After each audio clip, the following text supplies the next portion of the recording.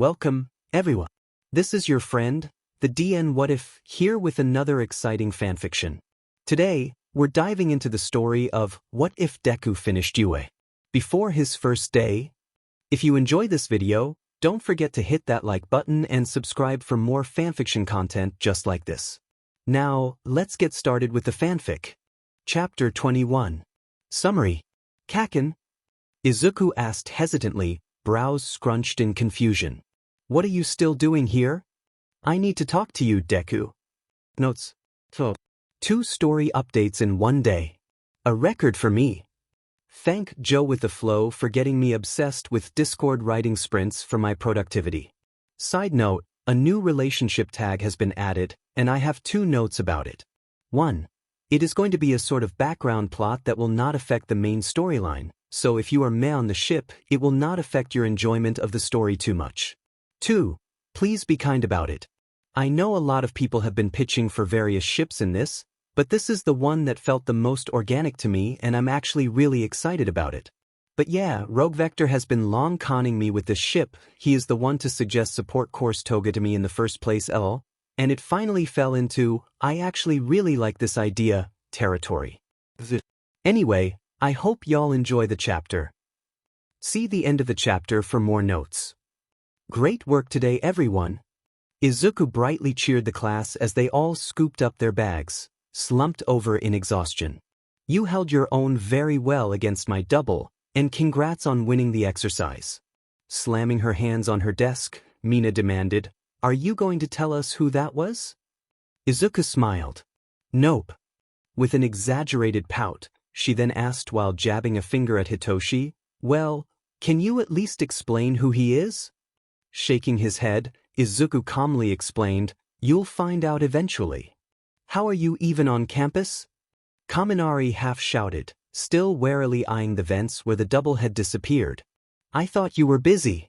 Yes, I was busy, came the TA's reply. Busy on campus. Ciro frowned. Seriously? Seriously? After several more attempts to get Izuku to explain anything that had happened that day, the class eventually relented and trudged off, ready to pass out the moment they got home. Izuku did pop his head out the door to call out, Make sure to get plenty of rest. We have a specialty training event tomorrow. All he was met with was exhausted groans. Shutting the door with a soft laugh, he turned back around expecting to only see Hitoshi and Aizawa, but instead he found the pair staring a familiar scowling boy. Kaken? Izuku asked hesitantly, brows scrunched in confusion. What are you still doing here? I need to talk to you, Deku, the boy snapped, glaring at Hitoshi who glared right back. Preferably without the troll doll here. Sighing heavily as he ran his hands along his face, Izuku tersely replied, Kaken, maybe this can wait till tomorrow? It's been a long day for everyone. I texted the old hag. Izuku froze, locking eyes with Bakugo, slightly panicked. The class was freaking out about where you were, and they got it in their heads to have me ask my mom to ask yours. Crossing his arms over his chest as he stared Izuku down, he jerked his chin at Hitoshi as he snapped, Do you still want Troll Doll here to listen to this? 'Cause I have questions. With his own scowl to match Bakugo's, Hitoshi chimed in, You know, this sounds like it's none of your business. It's fine, Hitoshi. Izuku's voice is weary and tired, shoulders slumped in resignation. Snapping his gaze to Izuku, he grumbled, You don't have to explain anything to anyone. I've known Kaken since before I could talk, Izuku replied with a shrug. If anyone deserves an answer, it's him. Seeing that Hitoshi still didn't look convinced, Izuku softly smiled and said, I promise I'll explain later. If you two don't mind letting me talk to him for a bit? Finally, Aizawa spoke up. Just make it quick, problem child. Then his capture weapon shot out, wrapping around Hitoshi's mouth before he could speak. We'll wait for you at the entrance. And then he was half leading, half dragging Hitoshi out the door, ignoring the boy's muffled protests. Izuku glanced at Katsuki, seeing his bewildered look, commented, I would be concerned, but I'm just happy it's not me this time. Huffing to himself, Katsuki asked in an unusually calm manner, You and the hobo really are close, aren't you? I mean, I guess you could say that? Absently scratching his head, Izuku added, I'm fairly certain that the explanation has to do with what you want to ask, however. Deciding to stop beating around the bush, Bakugo finally turned to fully face Izuku, staring him down silently, as if trying to get a proper read on the boy. Then, slowly and carefully he asked his question. Why the hell did the old hag say that Auntie moved to America without you? Bakugo had no idea how he ended up here. What the F are you cooking? Aizawa glanced at the blonde from the corner of his eye, scowling. Burgers. Staring at the ground meat patties sizzling away in the skillet, Bakugo scoffed. I know what a burger is. Glaring at the teacher, he snapped, You didn't season them. Aizawa blinked slowly. Am I supposed to? With a half yell, half shriek, he practically shoved the teacher out of the way while digging through the cabinets. How the F can you keep a kid alive if you can't effing cook? The same way you've managed to get through life with that attitude, Aizawa drawled, watching the bombastic boy rummage through his kitchen. Spite and dumb luck. Bakugo picked up a spatula and pointed it sharply at the door. I need to fix this sheet. Aizawa did not budge. Glancing towards the green-haired boy in the doorway, he dryly asked, Has he always been like this? Shrugging, Midoriya quipped, He was nicer as a kid. You know, back before he knew how to speak actual words. He deftly dodged the ladle chucked at his head. Though Auntie Mitsuki said that even his toddler meltdowns were legendary. Shut your goddamn trap, Deku. Bakugo growled out as he seasoned the meat, grumbling under his breath about how this should have been done before. Cooking. But Kaken, look at us bonding over childhood memories. The shorter boy crowed cheerfully, grinning like a cat that got the cream. For F's sake. As riveting as this conversation is, Hitoshi interjected, having been watching the events thus far like a tennis match. Why exactly is he here again? Shrugging, Izuku began to absently fiddle with his pencil, flipping through one of his numerous notebooks. I tried explaining back in the room, but I realized that I owe you an explanation just as much as him, and figured it would be easier to explain to both of you at the same time. Glancing wearily at Bakugo as he pulled out a huge knife to chop up some onions, Hitoshi looked at Izuku with an incredulous look. So, you just invited him over for dinner? He's more docile when cooking. Bakugo slammed the knife on the counter. The F, is that supposed to wait? You planned for me to cook for you little sheets, didn't you? Rolling his eyes, Izuku drawled, Kaken, you've been trying to control your parents' cooking since we were 5. There was no way you were just going to sit by and let us cook mediocre food. And don't deny that it doesn't calm you. Red-faced and scowling, Bakugo turned his back to the boy once more, grumbling under his breath about, when the F did the nerd get a backbone, and other various gripes. But still, cooking habits aside, Izuku continued, sitting his pencil down and nervously shifting in his chair. Kaken deserves some answers, and since you're living here now too, you deserve them as well, Hitoshi-kun. Letting out a weary sigh, Aizawa interjected, You don't owe anybody anything, Izuku. Izuku just shrugged. It's not like I mind telling them. And it's not really a secret, I just don't broadcast it.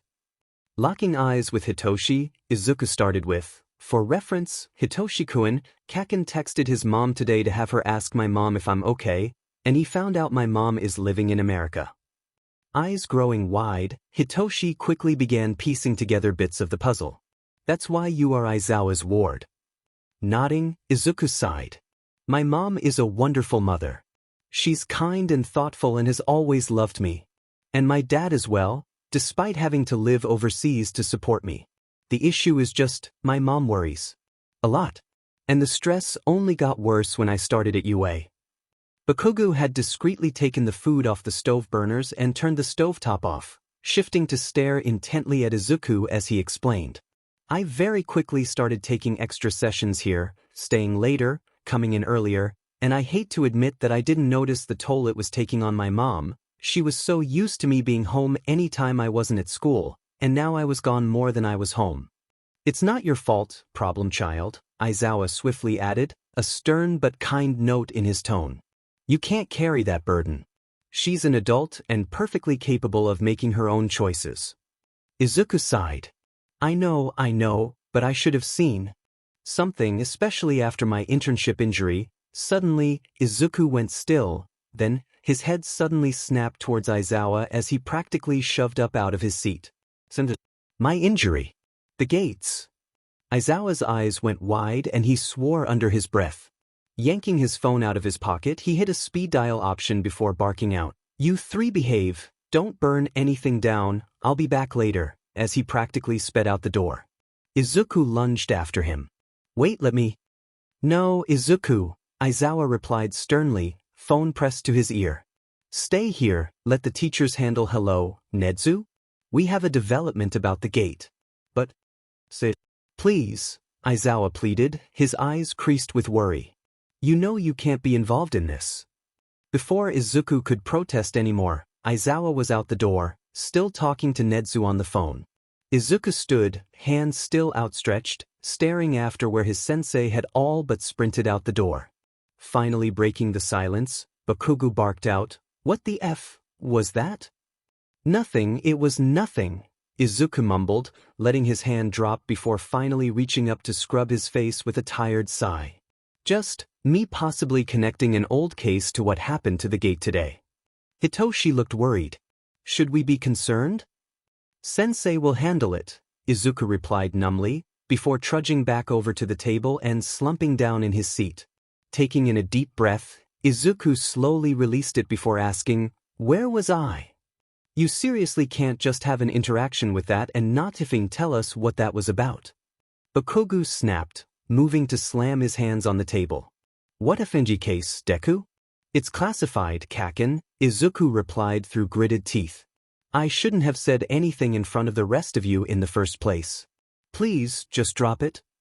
A silent staring match ensued between the two, before Bakugo finally let out a defeated growl. "Fine."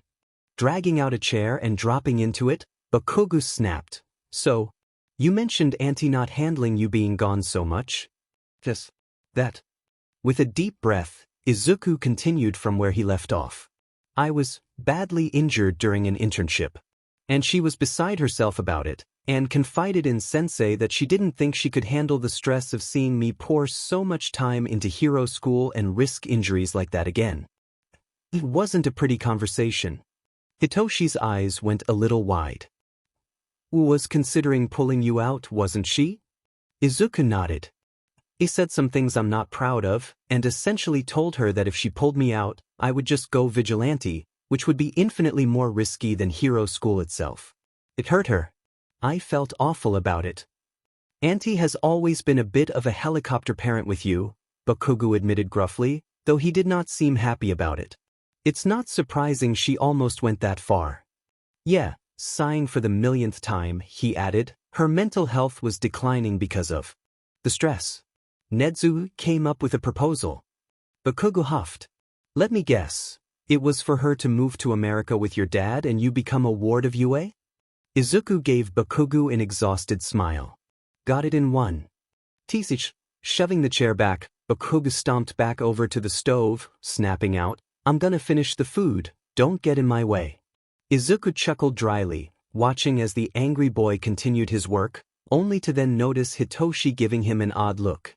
Shifting nervously, Izuku asked, Is something wrong?" After seeming to try and find the right words, Hitoshi simply remarked, "While I'm sorry that you lost your mom, I'm glad that you are still getting to become a hero, that you still chose this, despite your mother's worries." It had to have been hard to choose. Izuku could feel the beginning of tears in the corners of his eyes as he tried to smile brightly.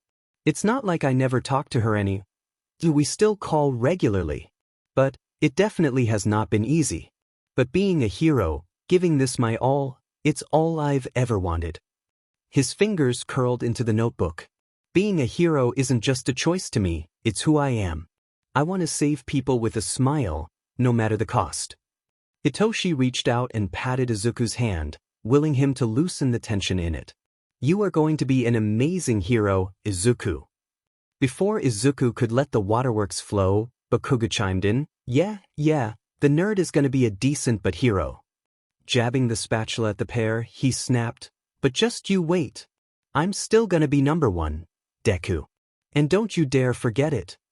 Izuku started laughing, not in a cruel way, but just at the ridiculousness of the situation. Of course you are, Kaken. Grinning sharply, he quipped, I can't wait to race you to the top one day. Nodding in satisfaction, Bakugo griped, don't you dare look down on me. I'm gonna beat you fair and square.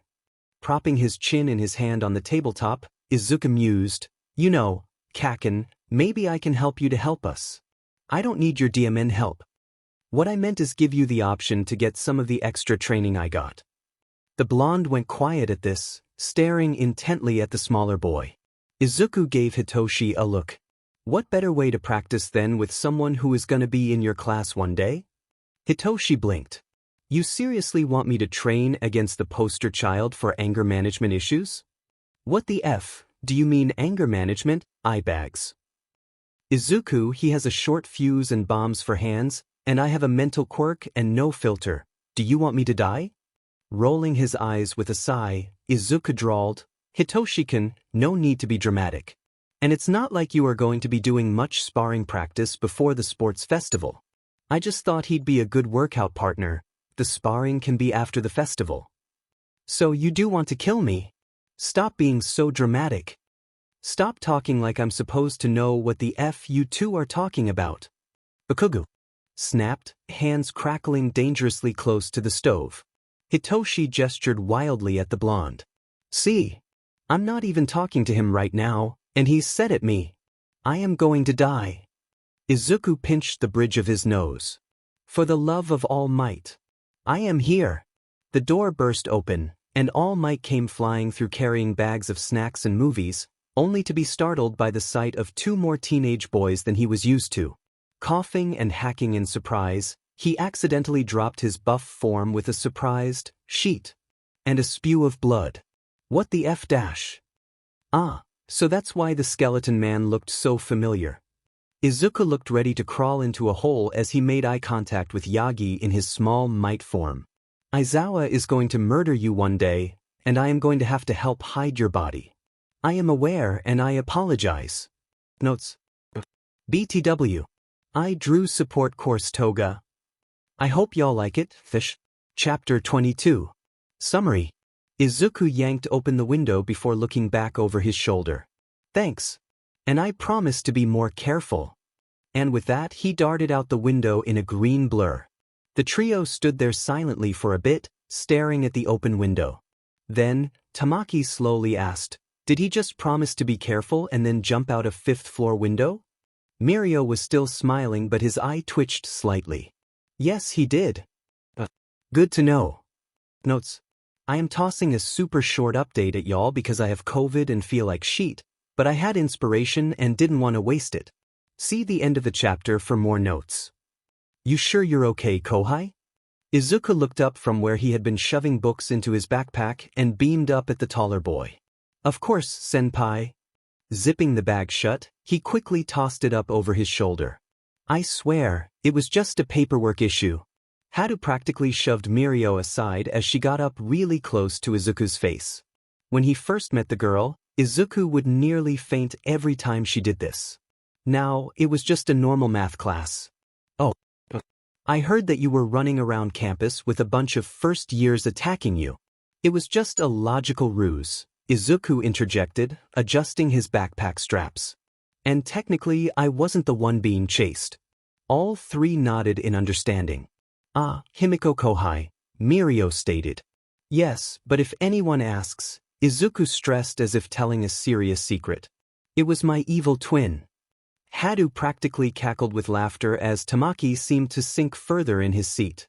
Must you cause chaos everywhere you go? Izuku sputtered. It wasn't like I told them that. They just assumed and... Easy, Kohai, Mirio chirped, grinning broadly and looking ready to laugh himself, Haru still cackling and floating away while Tamaki bit back a shy smile. We get that. But you have to admit, you do tend to have a lot of chaos around you. Sulking slightly, Izuku muttered, it's not like seek it out. Izuku, I have watched you bolt no hesitation into a burning building to fight a villain and save hostages, Mirio replied dryly. You nearly gave me a heart attack. And I know Nedzu has attached a liability waiver to your internship requests. So thought I was pulling a prank on him when I brought it in yesterday. Okay, I get it. Izuku interjected, waving his hands in the air. I have a quick react button, I swear I think things through though. You go, are my actions going to have consequences? I'm going to do it anyway. Hadu chimed in, horribly mimicking his voice in the process before dissolving into another cackling fit. Sighing heavily as Hadu floated back towards the ceiling, Tamaki added, we just worry about you. I will try to be more careful. Mirio patted the smaller boy on the head. That's all we ask. Izuku was about to say something else, but then he glanced at the clock and gasped. I'm going to be late. He started to try and climb over the desks, dashing across them towards the windows, and Mirio cheerfully called out, have fun at the training session today. Izuku yanked open the window before looking back over his shoulder. Thanks. And I promise to be more careful. And with that he darted out the window in a green blur. The trio stood there silently for a bit, staring at the open window.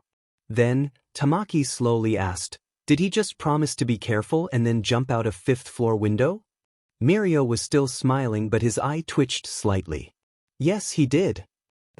Good to know. Are we seriously not going to discuss what happened last night?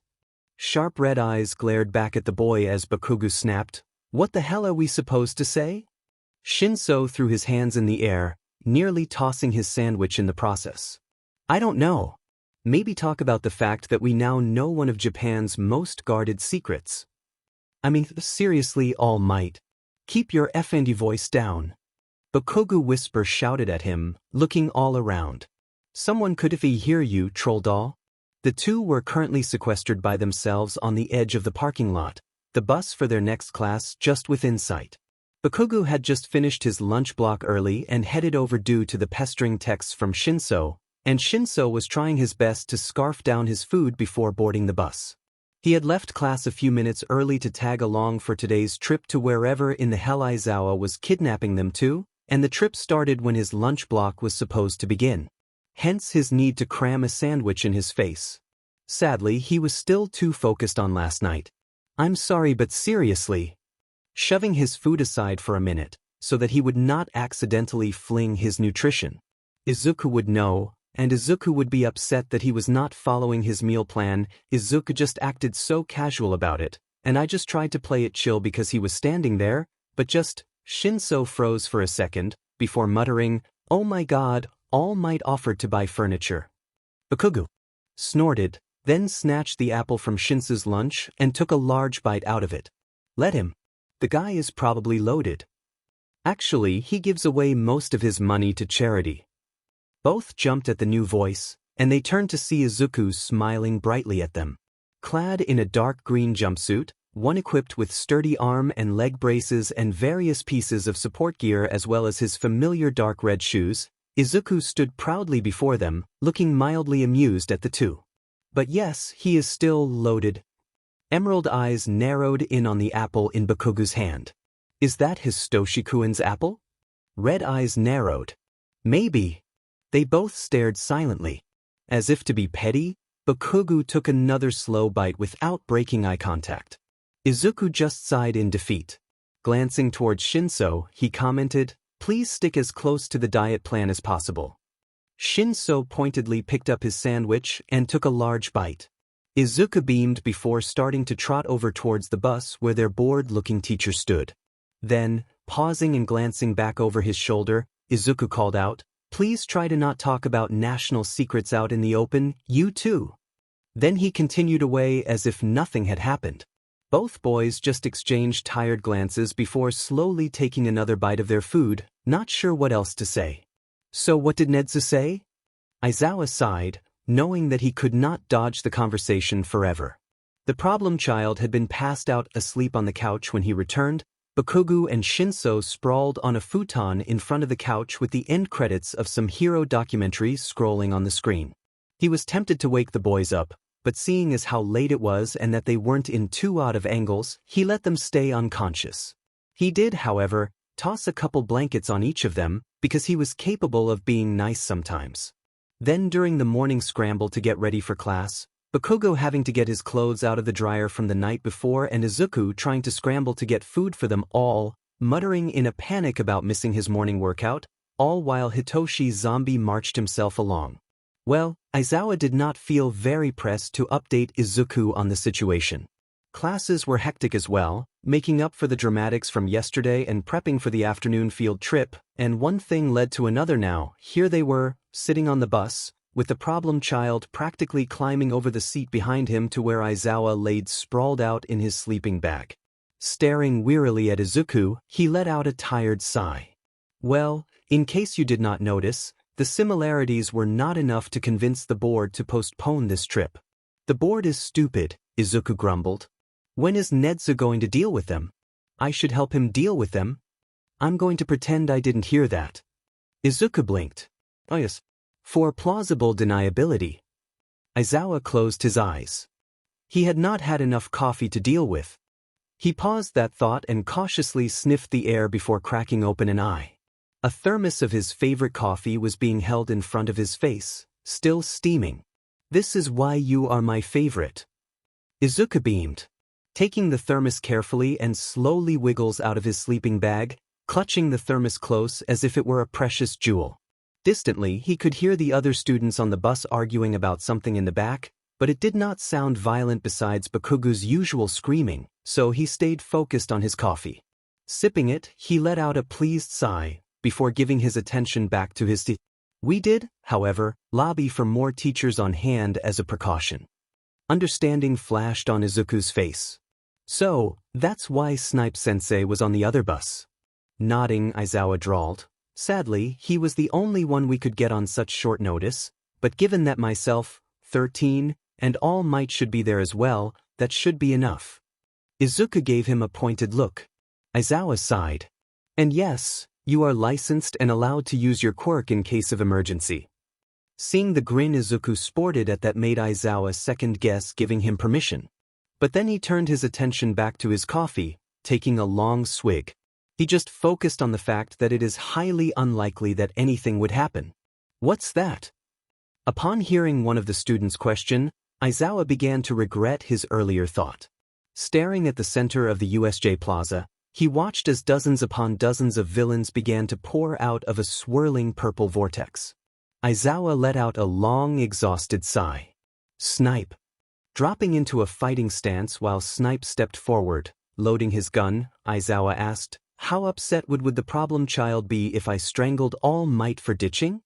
Before Snipe could say anything, he could hear a very disgruntled Izuku shout, I am right here, and if I can't commit arson, you can't commit murder.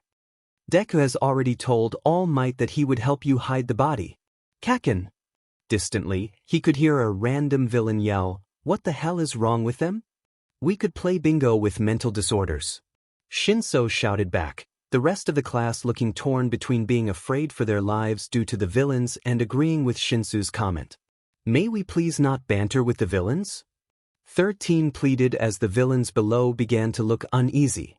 One villain even shouted, Kid, are you effing okay? Enough of this.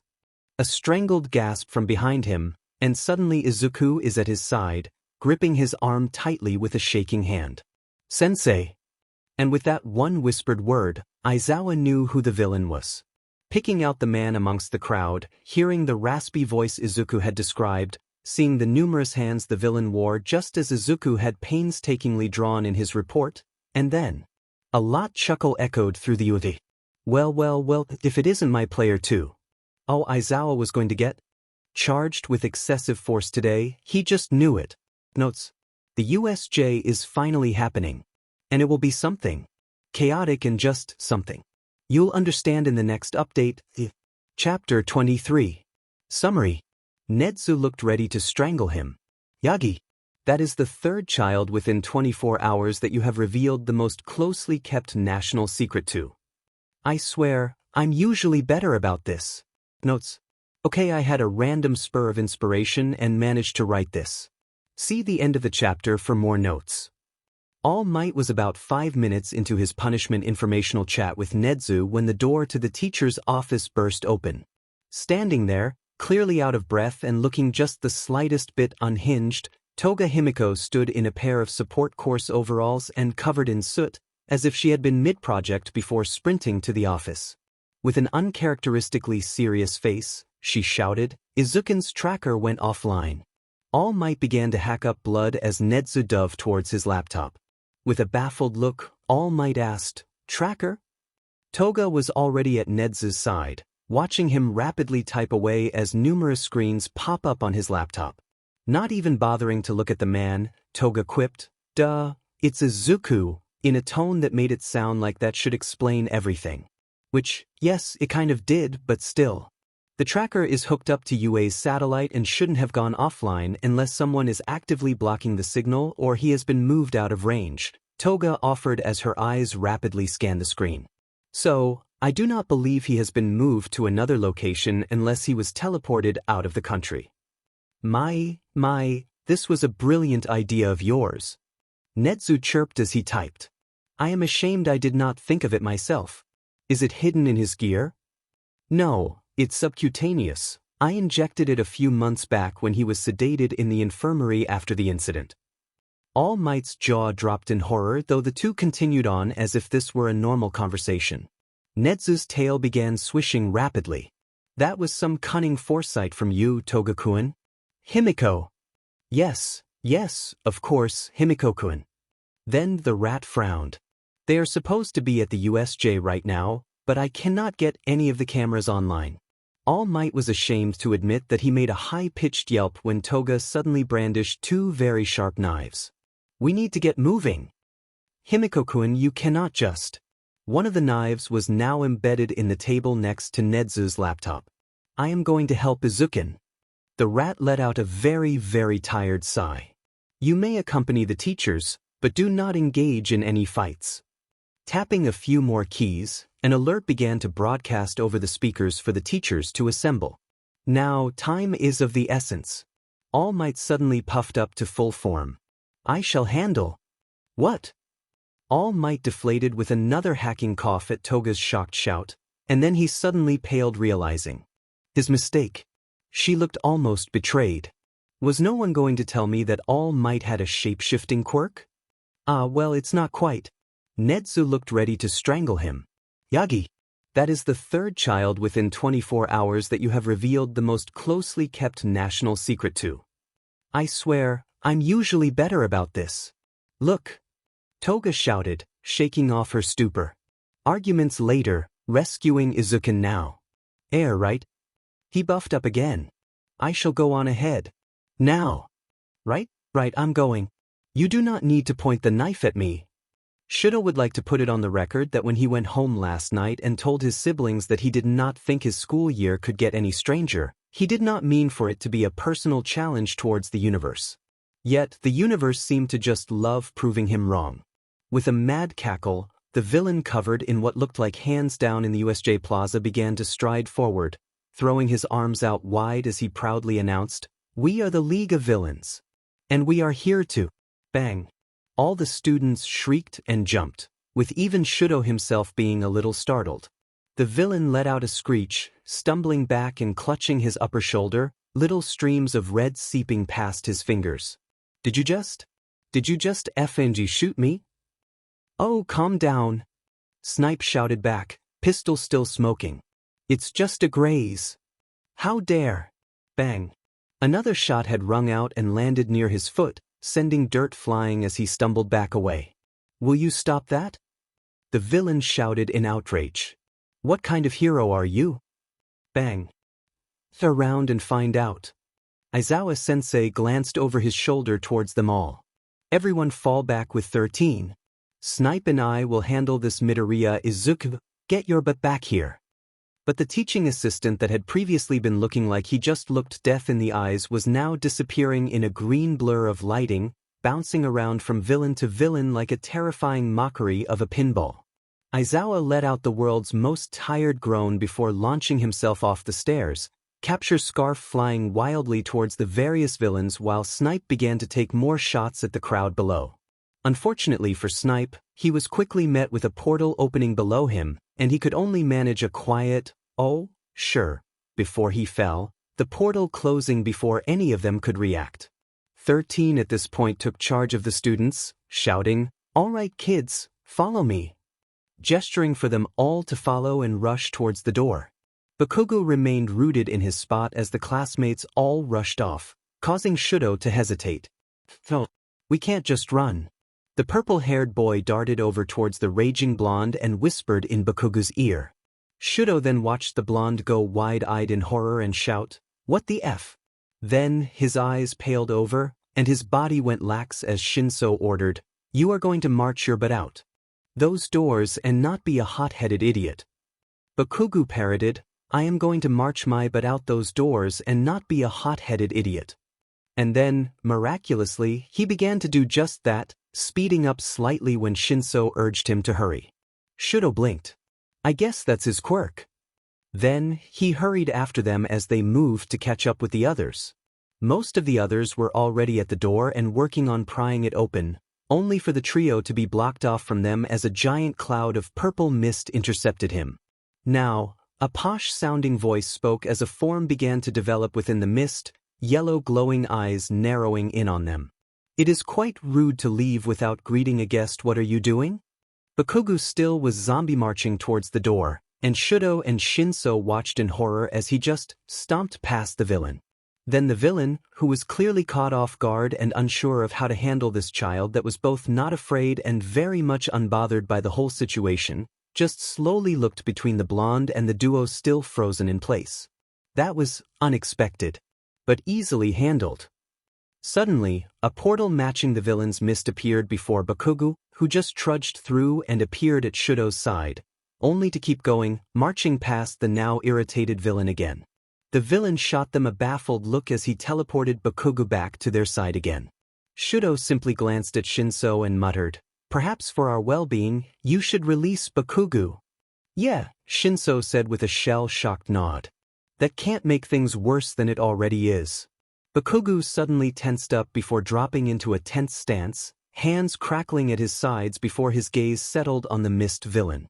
"Oh yeah, prepare to die, you two-bit shitty but villain." The yellow eyes narrowed. "I think I preferred you before. What the F does that mean?" And then suddenly a portal appeared below Bakugo, and he fell out of sight with a startled yelp. Then a portal opened under Shudo and Shinso, and as they fell, Shudo just silently sent out a wish that the universe would just stop. Izuku was totally going to be grounded for this. Not only was he going to be grounded, but he was going to be scolded by so many people. He knew that his reckless tendencies were bad.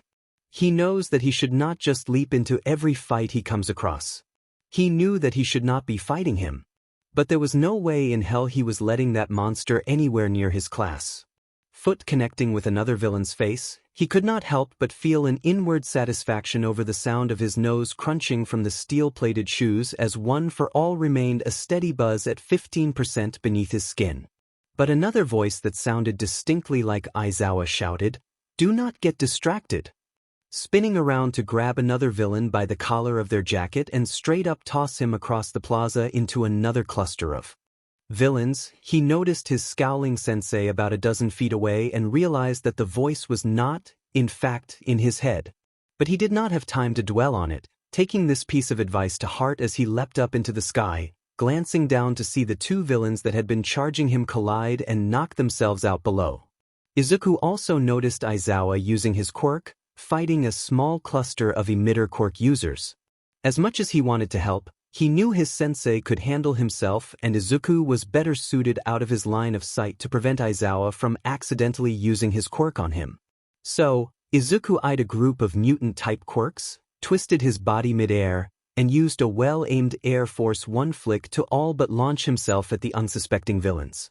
Flaring his quirk to life and settling full cowl at about 25% to absorb the impact, he aimed himself feet first and let the metal soles of his boots make direct contact with the larger villain's back, someone who looked like he had taken way too many steroids in the gym, knocking him face first into the concrete side of the fountain.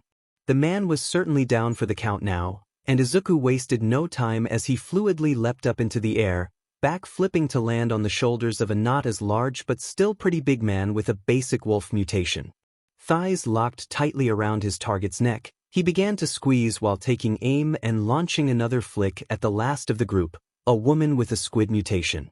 Unfortunately for her, she tried to spit a glob of ink, he thinks, at the same moment, and suffered the fate of having the ink launched back into her face as she flew back through the air with a screech.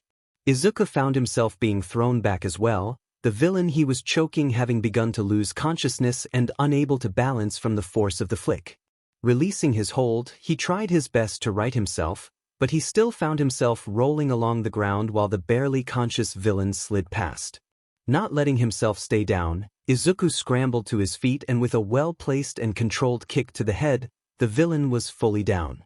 Though he wasn't quite winded, Izuku could feel his pulse racing, adrenaline high and a small sheen of sweat beginning to build. He had never fought in such a scenario, against so many opponents all at once. Even though they were all clearly untrained, their advantage in the fight could easily tip in favor of the villains should he or Aizawa slip up due to the sheer volume of them.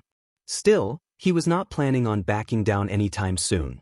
But before he could dart back into the fight, a slow clapping began from behind him. As he spun and braced for another attack, he found himself freezing. "Well no, that was certainly impressive," a familiar, raspy voice remarked in an almost amused tone. Izuku watched in horror as the villain before him reached up to his own face, carefully removing the hand that he had been wearing like some kind of mask. Then, he could finally see the face of the man he had encountered so long ago. The man who had nearly killed him. But I should have expected no less from my player too. Izuku stepped back. "Shigaraki." The man's grin grew wider, with almost a mad edge to it. "You remember me? But of course you do." The man reached up and began to scratch at his neck. "You should really call me by Tamura. You've earned that right, Izuku." Izuku practically growled at the man as he dropped into a fighting stance. "Don't call me that." Then, he found himself lighting up green and launching forward, letting out a battle cry of rage as he just knew Aizawa was somewhere yelling at him to stop. Hound Dog had once told him during a session that he believed Izuku to have some repressed anger issues, which Izuku found to be laughable. He was awkward and shy and just a nerd. He was not like Bakugo, who wielded his rage like a large hammer of shouts and swears, or Shinso, who sharpened his anger towards the world into a sharp blade of cutting words and cunning turn of phrases. Izuku was not angry. He couldn't be. Izuku was sunshine and rainbows and the kid that all the teachers doted on. He was not a child who carried anger and rage and hate under his skin like a weapon waiting to be formed. Yes, he was prone to leap into fights without a care towards his own safety, but that's what heroes do, right? They fight to save people. Sure, he was driven by the memories of growing up quirkless, growing up being considered weak, growing up having to fight and claw his way through those who saw him as less, those who saw him as something to pity, those who saw him as useless.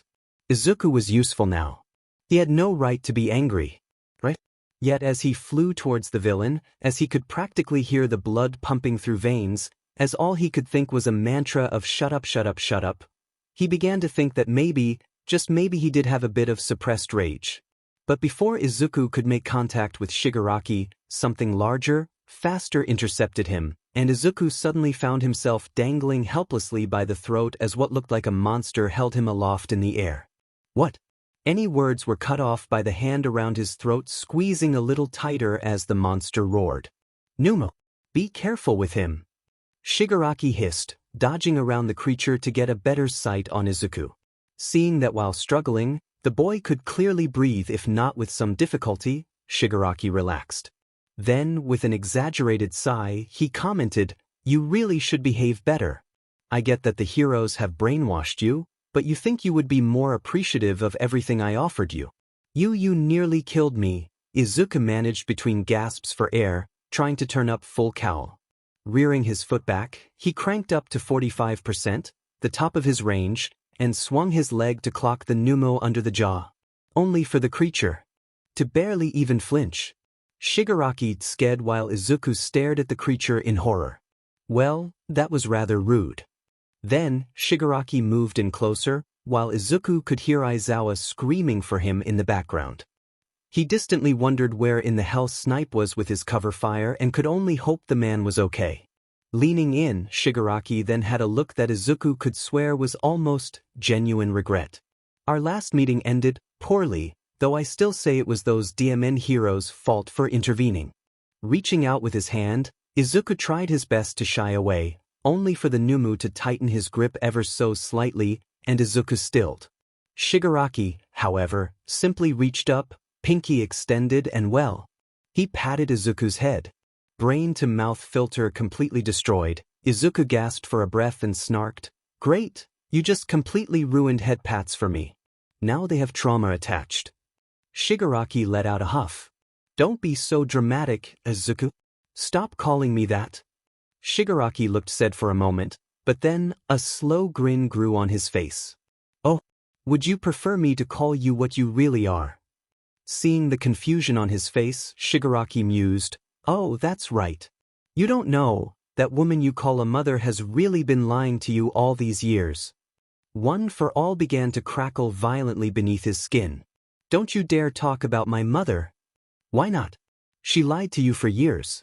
To me, she's almost worse than the heroes because if she had not meddled, you never would have had the chance to become so corrupted. She's nothing but a liar." He leaned in uncomfortably close, and Izuku wished he could get away from the now near manic-looking man. "She even lied to you about your real name."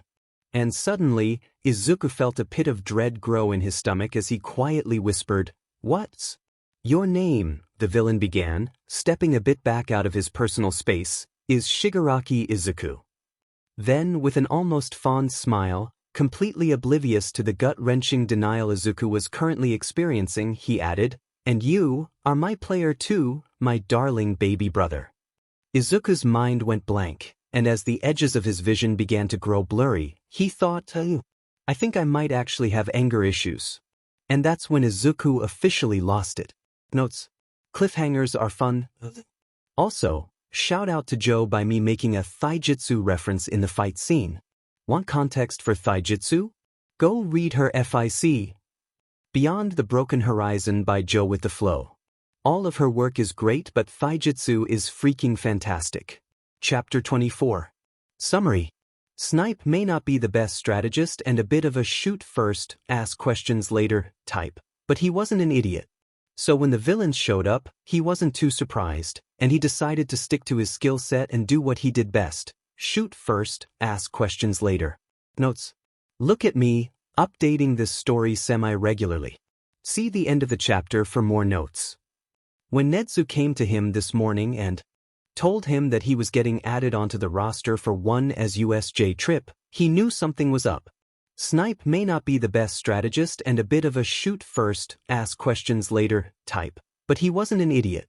So when the villains showed up, he wasn't too surprised, and he decided to stick to his skill set and do what he did best: shoot first, ask questions later. Unfortunately, he did not expect the whole portal appearing beneath his feet part. A cut-off curse later, and he's free falling through the air, belly flopping face first into the flood zone. Which, for the record, his gear was not meant for swimming, so you could imagine how well that was going. Throw in the dozen or so water quirk villains circling him. Yeah, he was asking for a raise again. He'll probably get told no, but maybe he'll at least get some extra hazard pay. That is, assuming this shark-looking a-hole didn't take off his head. The villain darted forward at lightning speed, and Snipe barely managed to clock him on the nose with the butt of his gun. With a disgruntled cry masked by the water, the villain circled away, but clearly was intending to come back, and possibly take a chunk out of Snipe if possible. Snipe was very aware of his odds here. This was not a fight he would come out of in one piece, and he was going to have to be practical about that and channel his inner Aizawa about rational planning. What could he stand to lose? The villain was circling back, and he was going to have to risk something when fighting him off. He could afford to lose a foot if he needed to sacrifice an extremity. They make decent prosthetics nowadays. Hajime could probably hook him up with something nice. He would just prefer to keep his hands. Relearning to shoot would be a beach. His internal monologue was cut off when something wrapped around his waist, and he was forcibly yanked back out of the water, letting out a disgruntled yelp of surprise before he was eventually dropped on his but onto a hardwood floor. lying prone on the ground and groaning. He blinked as he stared blankly up at the high, vaulted ceiling of the UA, only for the light to be blocked as two children leaned over him. "Are you all right, Snipe-sensei?" Finally getting his bearings, Snipe managed to reply to the frog-looking girl, "Kid, I cannot remember your name, but you get extra credit." Her expression didn't change, but he reasoned that she appeared happy with this. The other girl, who was very pink and whose name also evaded him, looked put out about this.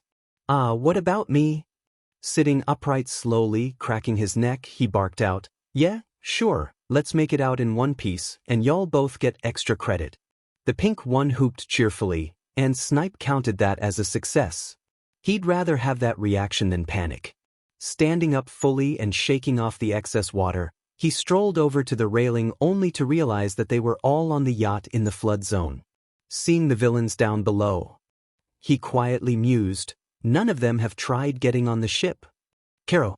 "No, they have just been watching us," Frog Girl replied, moving to stand next to him. "They tried to attack me when I first fell in, but I was too fast." The pink one flanked him on his other side. "They went after me too, but Tsu-chan got me out of the water." He assumed Frog Girl was Tsu. "Well, alright, here's the plan. We've got you surrounded." One of the villains shouted from below. "There's no escape. Just give up and we might let you live. Considering one of y'all just tried to munch off my head, I'ma have to pass on that offer." Snipe shouted back over the rails. "You don't stand a chance against all of us." He pulled a gun from his holster. "I beg to differ." "Ha!" Another villain barked out while several others chimed in laughing. "You were submerged in water. Those things are as good as..." Bang. "Joke's on you, mother. Please watch your swearing, Karo." "Truckers. I was gonna say mother truckers." Shoving back his cape and pulling out another gun, he took aim at the shell-shocked villains below before shouting, "This is to be you villains, but my guns are bleeping waterproof." He then opened fire, shooting close to but not directly hitting the villains as they screamed and scattered, only grazing a few to get a point across. As he laughed and continued to shoot these metaphorical fish in a barrel, the pink one, seeming unfazed by the violence, asked incredulously, "Did you really just say bleeping?" Pausing his firing for a minute, he threw his hands in the air. "Look, do you kids want me to watch my swearing or not? Okay, but bleeping?" He scowled behind his mask and resumed shooting. "No respect. I get no respect." All three of them jolted in place, spinning to look off towards the center of USJ, where a large plum of dust and smoke was rising from the ground, followed by distant screaming and even more low booms. Mina clutched to the railings, leaning forward to stare in horror. "Oh my God! What's happening? Is everyone all right?" Snipe squinted, and with his slightly better than average sight due to his quirk, he quickly realized what was happening. Yeah, everything is fine. We just might want to avoid that area for a bit." Tsu stared at him with her emotionless expression, though she did sound a tad worried. "What's happening, Snipe-sensei? I think the green bean might be a tad bit upset." "Boom." Mina still looked concerned and fearful. "Shouldn't we go help him?" "Trust me. The kid will be fine." Snipe sheepishly scratched the side of his head. "Assuming he doesn't get an excessive violence charge." Both girls blinked, before simultaneously asking, "What?" "Aizawa can handle him." "Boom. I think." Shinso supposed he could be in a worse situation. Despite the USJ absolutely jam-packed full of villains, he had yet to feel as if his life was truly in jeopardy. Whether that be because he is actually safe or a comment on how desensitized he is to the world, he was not sure. Die you shitty but villain. But it also might have something to do with two powerhouses currently having some type of de-measuring contest. Todoroki sent another wave of ice, freezing several villains in place while barely moving a muscle. You would think that if the villains were going to be bold enough to attack a hero school, they would send lackeys that actually posed a challenge for us. Bakugo blasted forward, sending off another set of explosion-powered punches at the villains in front of him, knocking them out cold. Fuckers underestimated who they were dealing with. Spinning on his heel and blasting yet another villain trying to grab him from behind, he added, And for the record, Elsa, I'm effing winning. Eyes narrowed, Todoroki did not even look away from Bakugo as he blasted 4 more villains with ice. I do not know who this Elsa is, but I do believe my 26 now beats your 23. Practically growling with rage, Bakugo moves to launch at the boy, but Shinso called out, "Are you two boneheads done yet? Who are you calling? Do not compare me to." Both their sets of eyes glaze over as Shinsu's control sets in, but he immediately releases them, watching as they blink in surprise. With a heavy sigh, he irritatedly told them, "There, I won the Macho Man contest by beating both of you at once. Now, can you two get your sheet together and focus on the villains? I can only do so much without combat training, and we need to get to Izuku." Bakugo looked ready to argue but swiftly had to dodge another villain. Pulling his right arm back, his quirk crackling as the overly large man with what looked like an overbuffed strength enhancer quirk loomed over the blonde, Bakugo finally snapped, "Don't even tell me what to do." Before launching himself up in the air, swinging his arm forward, and overcharge blasting the villain in the face, sending the man stumbling back until collapsing back in an unconscious heap. As Bakugo heaved heavy breaths and Shinso stared at him with mild concern, Todoroki finally chimed in with, "I believe Bakugo does not take instruction well." Both Shinso and Bakugo gave him looks that screamed, "Are you serious right now?" Todoroki said nothing else, just stared at them blankly, waiting patiently for a response. Shinso decided to be concerned about Todoroki later. "Okay, I am shelving the questions about your lack of socialization for later. Now let's just..." They all froze, slowly turning their gaze out towards the city center, watching the dust clouds spread and cover the area. Carefully, Shinso commented, "I think I know where Izuku is." Bakugo just looked at him. "Gee, thanks, I never would have guessed." "It is rather obvious," Todoroki responded with the same, blank face expression. "Todoroki, I know we only just met, but you concern me." I apologize?" Bakugo stomped towards them and grabbed them both by the front of their uniforms. "Talk later, get your butts moving towards that fight ASAP." Letting go and shoving them both back, Bakugo muttered, "I am not letting Deku get all the action." Shinso and Todoroki shared a look before nodding in agreement. Just before they headed out, Todoroki sent another wave of ice forward, freezing someone else who had been sneaking up on Bakugo.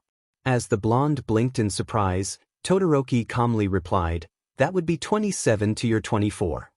Bakugo screamed in rage. Shinso briefly wondered if the rest of his life would involve babysitting crazy people. All Might expected a lot of potential outcomes upon his arrival to the USJ.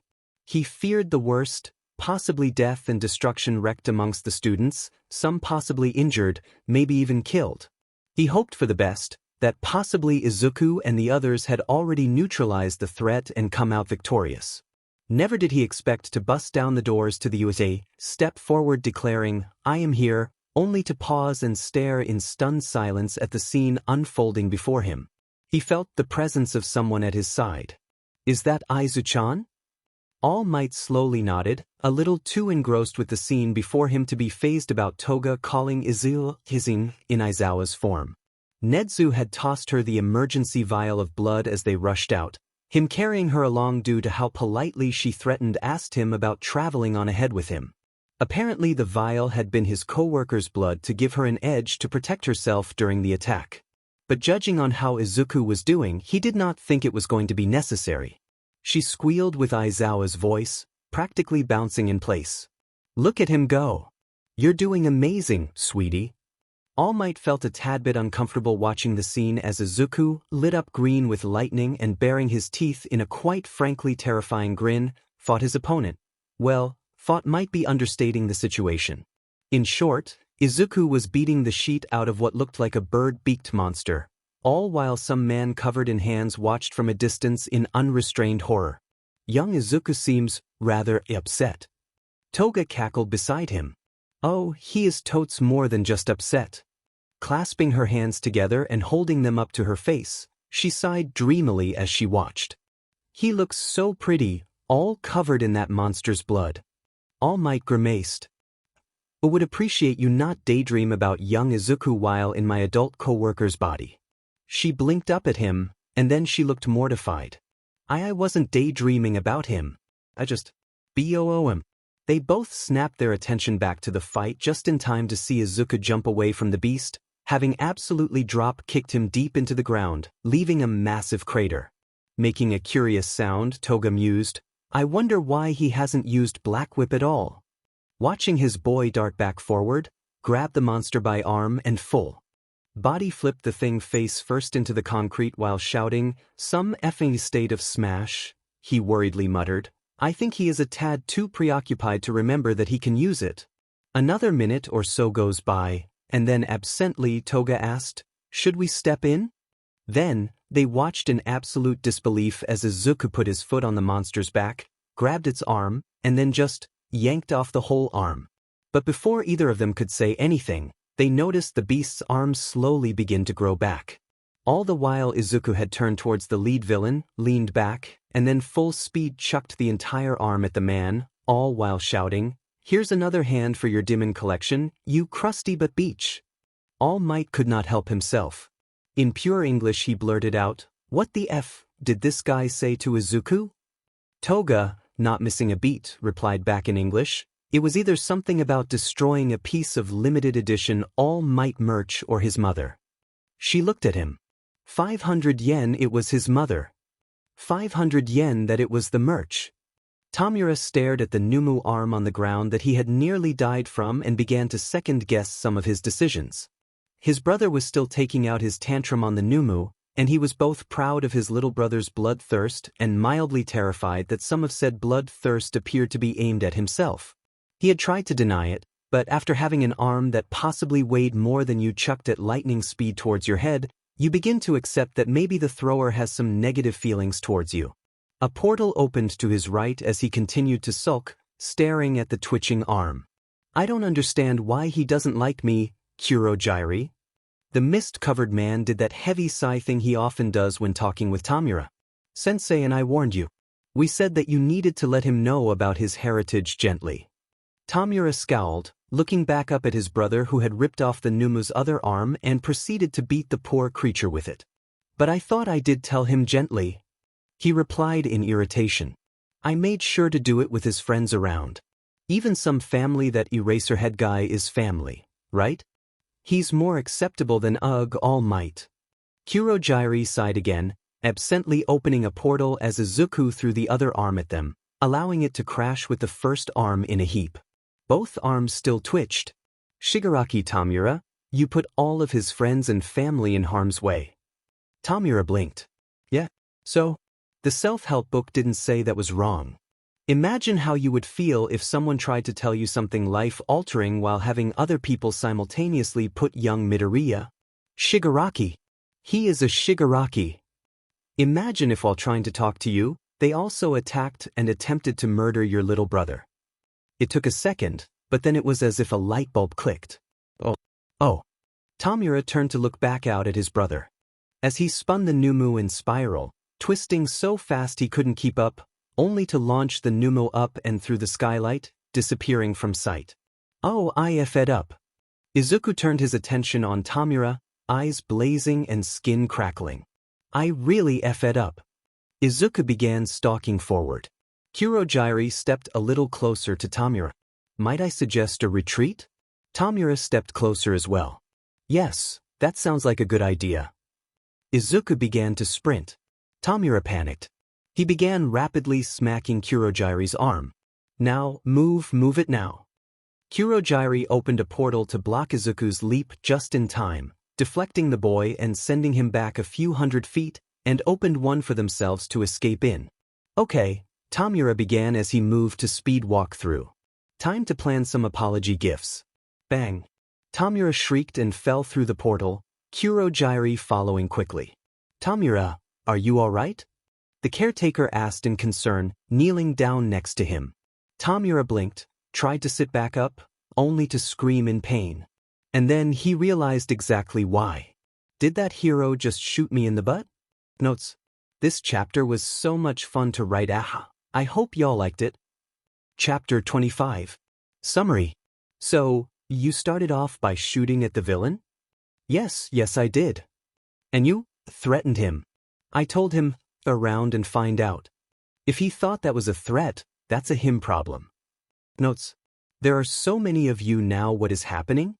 Chucks this chapter and flees. See the end of the chapter for more notes. So, you started off by shooting at the villain? Yes, I did. And you threatened him. I told him, around and find out. If he thought that was a threat, that's a him problem. And then, in retaliation, the villain had his second-in-command teleport you into the lake. Yes, he did. Where you saved 2 students. No, one of students saved me and the other student. And the other student sassed me. Actually, I owe them both extra credit for that, as soon as I figure out what their names are. Snipe. But yeah, then the villains in the water were threatening us, so I shot at them too, and the kids had the audacity to scold me for my language. Snipe. Please, I am begging you.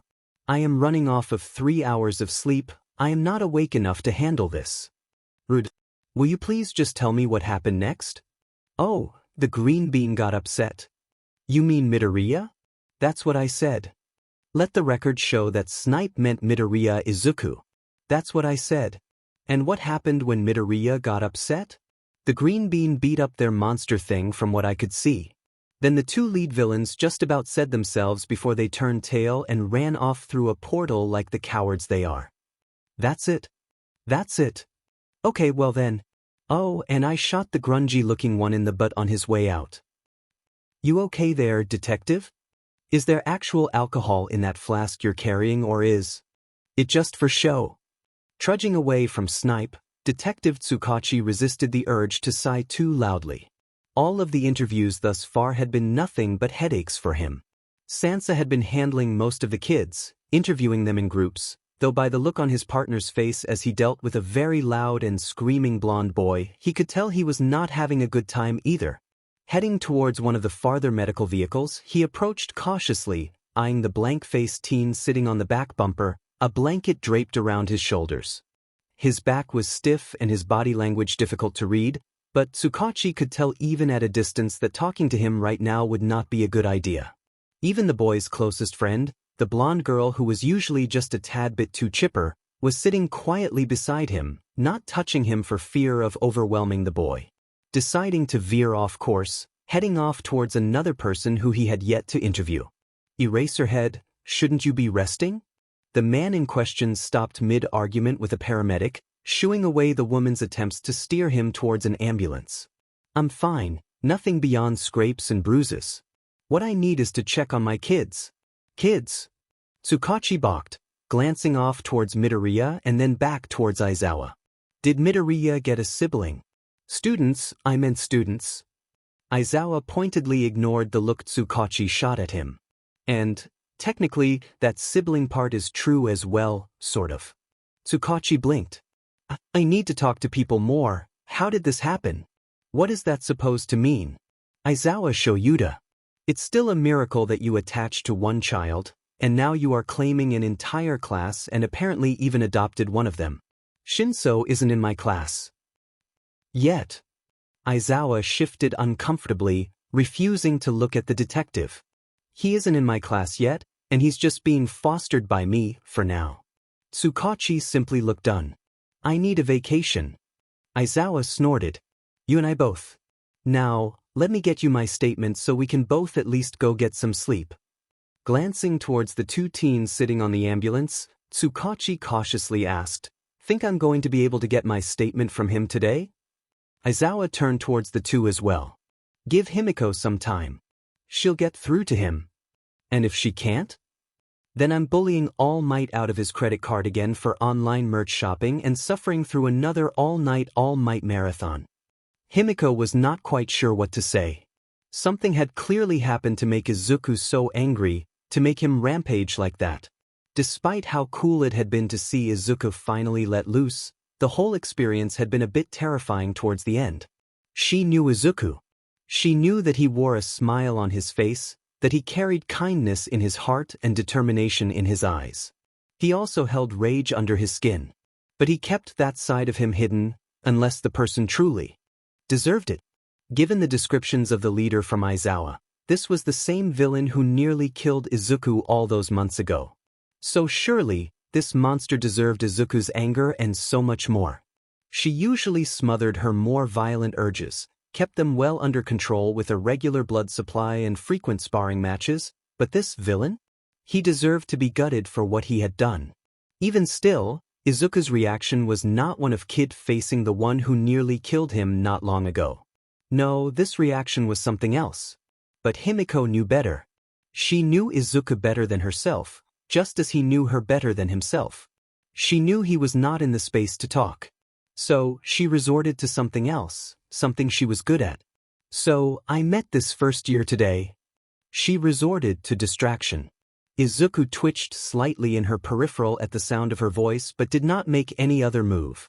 So, she pressed on. She's amazing, a real talent, if I'm being honest. Only a few days into class, and Power Loader is already struggling to keep up with her work output.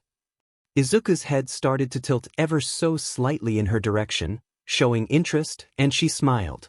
Which, could be bad. We want quality over quantity after all. But all of her work is fantastic, and she has some innovative ideas. A bit too obsessed with growing her brand for investors in my opinion, but I'm fairly certain it mostly comes from a place of wanting to be acknowledged for her talents. Himiko closed her eyes and sighed, head tilting absently to the side. I can understand that feeling. Opening her eyes and turning to fully look at Izuku, she gave him a bright smile as he blankly watched her. "Who inspired me, Seeing you work with your first years, helping them become better heroes, I want to do the same." With a determined smile as she clapped her hands together, she shouted, "I'm going to ask Power Loader if I can take on the girl as a shop apprentice. That way, she can work on more advanced projects with me. I want to teach her everything I know and then some." Grinning broadly in a way that would disturb others due to her fangs, she declared, "I want to help her grow into something beyond just amazing." She might have been imagining it, but she might have seen a bit of a spark in his eyes at that. Her smile grew softer. "You helped me so much to become who I am, and I will forever be grateful for our friendship. Now I want to help others succeed too." The words hung in the air, and Himiko started to turn back away, thinking that maybe she should have just left Izuku alone for a bit longer. But then she suddenly found arms around her waist and a face buried in her neck. It took everything in her to not squeal. Despite his face buried in her neck as he hugged her, she still managed to hear him say, "You're a good person, Himiko, even without my help, you always would be." And then she felt the tears begin to build in her eyes as she finally wrapped her arms around his shoulders and hugged him tightly. Everything would be okay. She would make sure of it. A short while after the hug, Tsukachi finally made his way over to where the two teens sat. "Hey, Midoriya, feel up for some questions?" Midoriya froze before glancing towards Toga, then back towards the detective. "Sure. I guess so." Then he let out a nervous laugh. "But I don't have much to tell you beyond the villain being crazy." Tsukachi paused, glancing towards Aizawa, who looked equally confused about the statement. Turning back towards Midoriya, he asked, "How so?" Midoriya scratched his cheek with his free arm while Toga clung to his other, her chin hooked on his shoulder. "Ah, beyond him definitely being the villain I had a run-in a while back? The one that tried to kill me? Yes, I guess that would make it reasonable to say he's crazy. But anything else?" Shrugging, he added, his goal was to kill All Might. That person? Monster? Whatever it was that was following him around, he called it a Numu and said it was designed to be stronger than All Might. "A Numu," Tsukachi muttered under his breath. "Is this the thing that you—" He paused and flipped through his notes. "Apparently threw through the roof after ripping his arm off. So cool," Toga praised quietly under her breath in a way that they don't think she knew was out loud. Midoriya looked several shades of embarrassed. Maybe." "Midoriya. Yes, okay, yes I did, I'm sorry." Looking slightly panicked, he began to ramble. He said a lot of things that set me off and he kept lying about my mom and just—" "Wait, your mother?" Aizawa interjected. Toga quietly muttered, "All Might owes me 500 yen. Midoriya let out a near hysterical laugh. Yeah, can you believe it? He tried saying that she lied to me, that my dad isn't really my dad. He said that my real family name was Shigaraki, that he was my brother. Barking out another desperate laugh, looking between all their looks of horror, he added, "That's crazy, right?" Right. Before anyone could say anything else, he was pulling his phone out of his pocket. You know what? I'm going to call her and confirm that he's crazy. Just wait and see.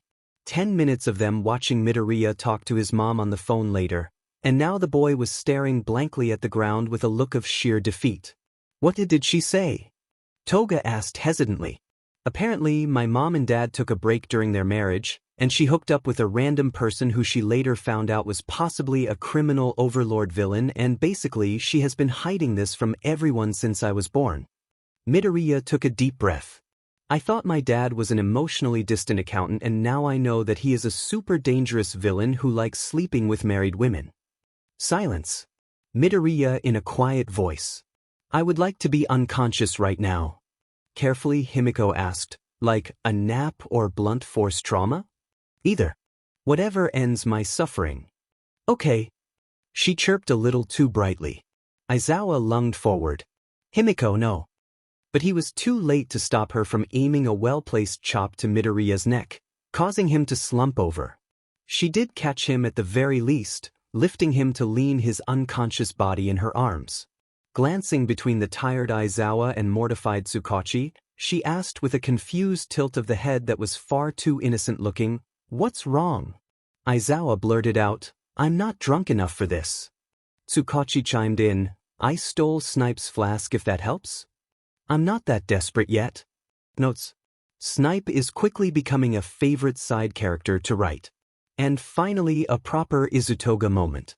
Anyway, hope y'all are enjoying this. Let me know what you think. Chapter 26. Summary. Eventually, the detectives wrapped up with all the interviews and sent everyone home. Aizawa grabbed his 2 legal children and dragged them off, intending to pass out at home and forget about everything that happened today for a few hours. But he found himself with a few extra tagalongs. Notes. This chapter was supposed to have a point, and I lost it fairly quickly. See the end of the chapter for more notes. Eventually, the detectives wrapped up with all the interviews and sent everyone home. Aizawa grabbed his 2 legal children and dragged them off, intending to pass out at home and forget about everything that happened today for a few hours. But he found himself with a few extra tagalongs. Where the F is your ginger? What the hell is ginger? How the F are you trusted to teach children, and you don't even know what the F ginger is? Kaken. Izuku called out from the living room in a tired tone. Please don't pick a fight with Sensei. Bakugo slammed his hands on the counter, visibly seething as he shouted back. I would not pick a fight if he had even a shred of knowledge on how to feed himself like a normal human being. Just because I don't know certain seasonings does not mean that I can't feed myself. Twitching, Bakugo growled out, half of your cabinets are full of effing jelly pouches. Aizawa refused to back down. It's a valid food. More crackling explosions broke out as Bakugo let out a frustrated scream. Shinso slowly blinked at the doorway to the kitchen, unable to see inside but still feeling concerned as he heard cabinets being opened and slammed shut. Maybe we should just order takeout. Toga popped up from where she had been laying sprawled on the couch with her head in Izuku's lap. Oh, can we order from that pho place down the block? Please? Pretty please. They have the best pho. You just say they have the best because the shop owner's wife puts extra blood in your stock, Izuku interjected, watching Toga in tired amusement. Toga glowered at the boy with an exaggerated pout. So? They are one of the few places willing to do that. And that's why you and Vlad King near single-handedly fund that shop. Aizawa called out from across the room, Bakugo still ranting under his breath about the state of the kitchen. But they do have good food, I wouldn't mind eating there. Reaching into his pocket, he pulled out a credit card and flung it like a shrunken at Izuku's face. Call in an order with this, I will eat anything that isn't kimchi. Izuku narrowly dodged getting hit in the eye, catching the card with a startled yelp while Shinso and Toga snickered at him. Looking at the card, Izuku's eyes narrowed as he looked back up at the man. This is Toshinori-san's card. Aizawa nodded. I am aware. Turning back to the kitchen to attempt to stop the feral blonde from throwing out his jelly packs, Aizawa called out, Don't be afraid to order extra. I'll just invite the Three Stooges over to help finish it all. You need to be nicer to your friends. Izuku called back only to see a middle finger aimed at him as Aizawa disappeared into the kitchen. Sighing, he stated, Well, I know Toshinori-san can afford it at least. Do you guys know what you like? Kaken just likes anything that can be considered a health hazard on the spice scale. At least you're good for something, nerd. Was called out from the kitchen, soon followed by a thwack and oi. Watch it, Udimin hobo. You know what I like, Aizu-chan? Toga chirped, wiggling back down into a more comfortable position, stretching like a cat. Anything is good for me, Shinso chimed in from his perch on the far recliner. I like spicy, but not health hazard, spicy. Duly noted, Izuku replied. Then, turning to the final room occupant, he asked, And you? Todoroki looked at him with a deceptively blank expression from the other end of the couch. Why am I here? Izuku blinked. Your guardian did not show up, and Aizawa has legal custody over you in emergency situations. I could have gotten home fine. You are not traveling home alone after a traumatic event. You could have dropped me off. Was anyone else home? Izuku nodded. And that is probably why Sensei kept you for the night. Todoroki looked frustrated. Fine. But why am I here? He gestured to the couch, where he was currently trapped under 3 cats that were purring like truck engines and Toga's feet as she used him as a footrest. Because trauma bonding makes the best friendships. Toga chirped as she tried to coax BSRD out of Shinsa's lap, the old cat looking like she would rather jump out a window than get closer to the twins. Todoroki blinked. Is that how friends are made? Shinso seemed very concerned. Dude, have you ever been let outside before coming to UA? Head tilting in confusion, not knowing that all of the cats around him were simultaneously doing the same, Todoroki stated, Yes, of course. Shinso sighed. Well, I guess that's it. Training larger attacks indoors would be counterproductive. My concern only gets worse every time you open your mouth. Todoroki moved to reply, only to snap his mouth shut and turn his attention to petting perescent Mike. Then he glanced at Izuku. Would they happen to have cold soba? Izuku, who had been watching the entire exchange with concern, hid it well with a bright smile. I'm sure they do. Just as Izuku was hanging up the phone from ordering food, Shinso had a thought. Izuku? Izuku's head tilted towards the boy. Something wrong? Glancing around warily, Shinso asked, Should we warn the others about To? Toga perked up while Todoroki just looked confused. To! They heard a loud shout from the kitchen, followed by the sounds of several pots and pans falling as said cat came sprinting from the kitchen far faster than a cat that fat should be able to do so. What the ever-loving F? Bakugu came sliding around the corner, limping on one foot while his hands crackled with his quirk. Where is that goddamn flea bag? I will turn him into a FNG handbag. Suddenly, a capture weapon shot over from out of frame, wrapping Bakugu up as his quirk sputtered out of existence. Don't blame the cat for your lack of situational awareness.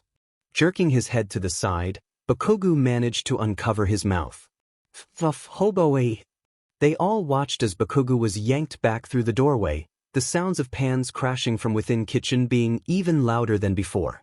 They all watched in silent confusion and horror at the scene, except for Himiko, who simply cackled like a madwoman, calling out praises to To in his wake. Izuku floundered like a fish, while Shinso pointed in the direction the cat took off. That was To. He will attempt to eat your toes. Todoroki blinked. Good to know. He glanced at the cats that were using him as a heated cat tree. Do any of the others consume human flesh as well? Shinso hesitated. Not that I know of. I shall keep my guard up. 20 minutes later, Izuku got the notification that the food had arrived. Before he could even attempt to move, Aizawa came out of the kitchen and waved him off. Don't worry, I'm texting my idiots to go to the gates and collect the food. Izuku frowned.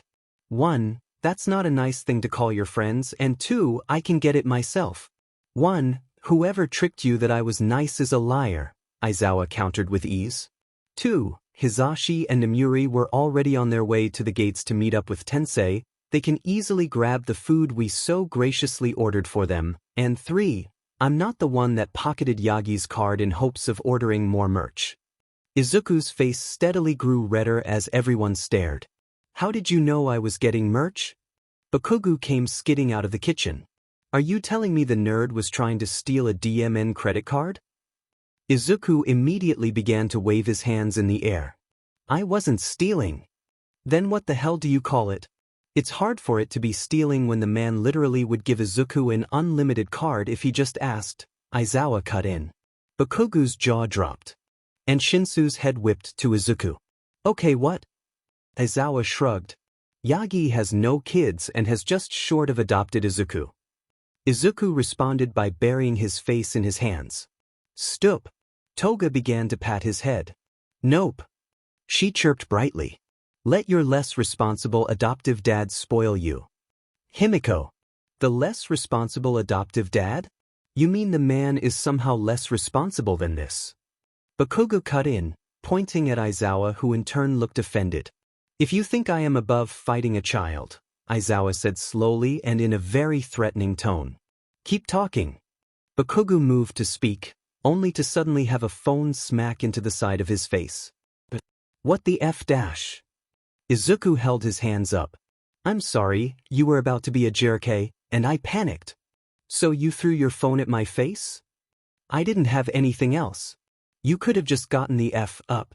Gesturing wildly at Toga still sprawled in his lap, he desperately answered, the last time I moved her like this, she bit me. Toga simply nodded with a serious look on her face, denying none of it. Todoroki snapped an accusatory look at Shinso while Aizawa snatched Izuku's phone from Bakugo in the background. I thought you said that none of them bit. I said none that I know of, Shinso interrupted. And I meant the cats. She is a whole other bag of something. I choose to take that as a compliment. Toga cut in, grinning sharply at Shinso. Bakugo's palms began to crackle. Okay, but will everyone stop with this stupid bullshit and focus? Jabbing a finger at Izuku, he bluntly asked, is this Yagi guy the skeleton we met this morning? Holy shit, that was only this morning, Shinso blurted out, hand paused mid-pet, causing Biggie to let out a very disgruntled meow. Please don't call Tashinori-san a skeleton, Izuku asked in a very tired tone, before hesitantly adding, and yes. Bakugo looked like a deer caught in the headlights. So you're telling me that your dad? He isn't my dad, Izuku insisted. And discussing father figures is not high up on my list today. Todoroki straightened in his seat. Oh, why is that? It's very complicated. Aizachan just found out he's an affair baby, and his real dad is a criminal overlord. Toga chirped, completely oblivious to how that might not be the best conversation addition. Slowly blinking, Bakugo stared blankly at Izuku. The F. Allegedly. Izuku protested. Toga nodded. Yeah, that villain that attacked was the one shouting about Aizachan being his brother, so not a super valid source. The room went quiet, all eyes focused in on Izuku, who sat very still in his spot. Aizawa hesitantly stepped forward while the others were still processing. Izuku, can we go back to discussing Tashinori-san? He asked in a very toneless voice, causing Toga to glance up at him in confusion. Todoroki seemed to shake off his stupor first. So, your father isn't All Might? The tension in the room snapped, with Bakugo just about blowing up. What the F, Icy Hot? It is a valid theory. How did you come up with? The apartment door slammed open, All Might bursting through in his full muscle glory, holding a box in the air. I am here. With cake. Only to suddenly start hacking blood and immediately deflating, nearly dropping the box. After a silent pause around him, Yagi looked up, only to stare in horror as he noticed Todoroki sitting off to the side with a wide-eyed stare. Todoroki jabbed an accusatory finger at Izuku, ignoring the disgruntled cries of the cats on him from the movement. Your father is All Might. Izuku began to sputter. Todoroki, no. Which means he is a criminal overlord this whole time. I'm a what? Don't deny it, Todoroki insisted, eyes narrowed. I am no fool. Practically growling, Bakugo snapped, icy hot, that's the goddamn skeleton. Kaken. Stop being rude. Skeleton? You cannot fool me, Bakugo. I'm sorry, a new voice interjected from the doorway, and they all turned to see Ida Tensei and Tenya staring slack-jawed at Yagi, arms laden with copious amounts of takeout bags while Namuri and Hizashi hung back behind with very apologetic expressions. Did we just see All Might deflate? Everyone seemed to freeze for a beat, the air hanging heavily around as they all tried to process this utter clusterfuck of a situation. Aizawa was eventually the first one to move, slowly stepping forward, taking the cake from Yagi, and setting it carefully on the coffee table. Everyone silently watched his moves, seeing as he took a deep breath in, and held it for longer, and longer, and longer. Quite frankly, they were all becoming a little concerned over how long, until Aizawa finally let go of the breath and turned furiously flashing red eyes on Yagi. Yagi Tashinori. Listen, I swear I don't plan this. Yagi found himself suddenly wrapped in a capture scarf, mouth covered and being dragged off to the kitchen by a silently seething Aizawa. Everyone just stared, letting Yagi suffer his fate, knowing better than to try to interfere. Shinso was the one to break the silence. So, can we eat the takeout that All Might bought before we have to hide the body? Tenya looked horrified over the statement, but Tensei looked too done with the situation to care, shoving his little brother inside of the apartment. Namuri and Hizashi edged inside as well, peeking off towards the kitchen, wincing at whatever they saw, and then hurriedly closing the door and making their way further inside, carrying just as much food as the two Idas. Izuku just looked like he was resigned to his fate of suffering for the night. Toga reached up to pat his cheek, still refusing to move from his lap, and set him free despite the forlorn looks towards the kitchen where his mentor was likely being murdered. Todoroki looked as if he wanted to say something but also looked torn on whether pestering Izuku about his parentage when the accused father was possibly being murdered in the other room might be considered rude. Shinso looked like the world was ending, because BSTRD left his lap for Namuri, who, unknown to him, always had BSTRD's favorite treats in her pocket. Bakugo just looked like someone sheet in his cereal. All Might did not die that night, but it was very close. Notes: Tenya wasn't supposed to be here, but he is now. Chapter 27. Summary. We have got to be breaking some kind of fire code with how many people are crammed in here. Aizawa glanced at the elder Ida with a bland look on his face as he paused in eating his takeout. You are all very encouraged to leave at any time. Notes: This is a little short, but I immensely love the flavor of chaos in it. LMAO. We have got to be breaking some kind of fire code with how many people are crammed in here. Aizawa glanced at the elder Ida with a bland look on his face as he paused in eating his takeout. You are all very encouraged to leave at any time. Pointedly taking a large bite of his egg roll, Tensei spoke while chewing his food, unapologetic about how displeased Aizawa was. You cannot drop a national secret on us and then kick us out. Tensei, Tenya called out weakly, barely looking away from his plate of takeout as he still tried to process what he had just learned. Please do not talk with your mouth full. Swallowing his food, Tensei awkwardly patted his brother on the head, though because one hand still held his plate, he resorted to using the wrist of the hand holding the remnants of his egg roll. He winced as a few crumbs fell in his brother's hair, but Tenya did not seem to notice or care. Aizawa simply countered, I did not reveal any secrets. Well, Yagi is basically your responsibility show. Hizashi chimed in from where he sat on the floor. He tried to sit on the couch next to Aizawa, but then Namuri had walked over and squeezed her way between them before not so subtly shoving the voice hero on the floor with absolutely zero regret. Aizawa's brow twitched. Since when? Yagi is a full-grown adult. All Might has revealed his most closely guarded FING secret to 5 minors and 1 random but adult in the last 48 FING hours. Katsuki barked out while he poured more hot sauce on his noodles. Hitoshi, the poor fool sitting next to him, was blinking in pain from the spice practically radiating off the nuclear waste level dish. He needs to have a DMN babysitter. Kaken, that isn't nice. Katsuki rounded on Izuku, the dish in his hands moving closer to Hitoshi, who immediately vacated his seat to go sit on the floor away from that hell dish. Tell me I'm effing wrong, Deku. Izuku looked like he wanted to say he was wrong, but then his eyes slid over to his mentor, who was currently strapped to a chair via capture weapon with his mouth duct taped shut. Their eyes met for a brief moment before Izuku dropped his gaze to his food. Katsuki snorted. Thought so. Shuto stared impassively at them. Should we not allow Midoriya's father to eat? Todoroki, he is not. He can suffer till he learns to keep his mouth shut. Aizawa-sensei. Toshinori-sen isn't. I mean, the duct tape is a little overkill right now. Namuri cut in, ignoring Izuku's protests that Yagi was not his father.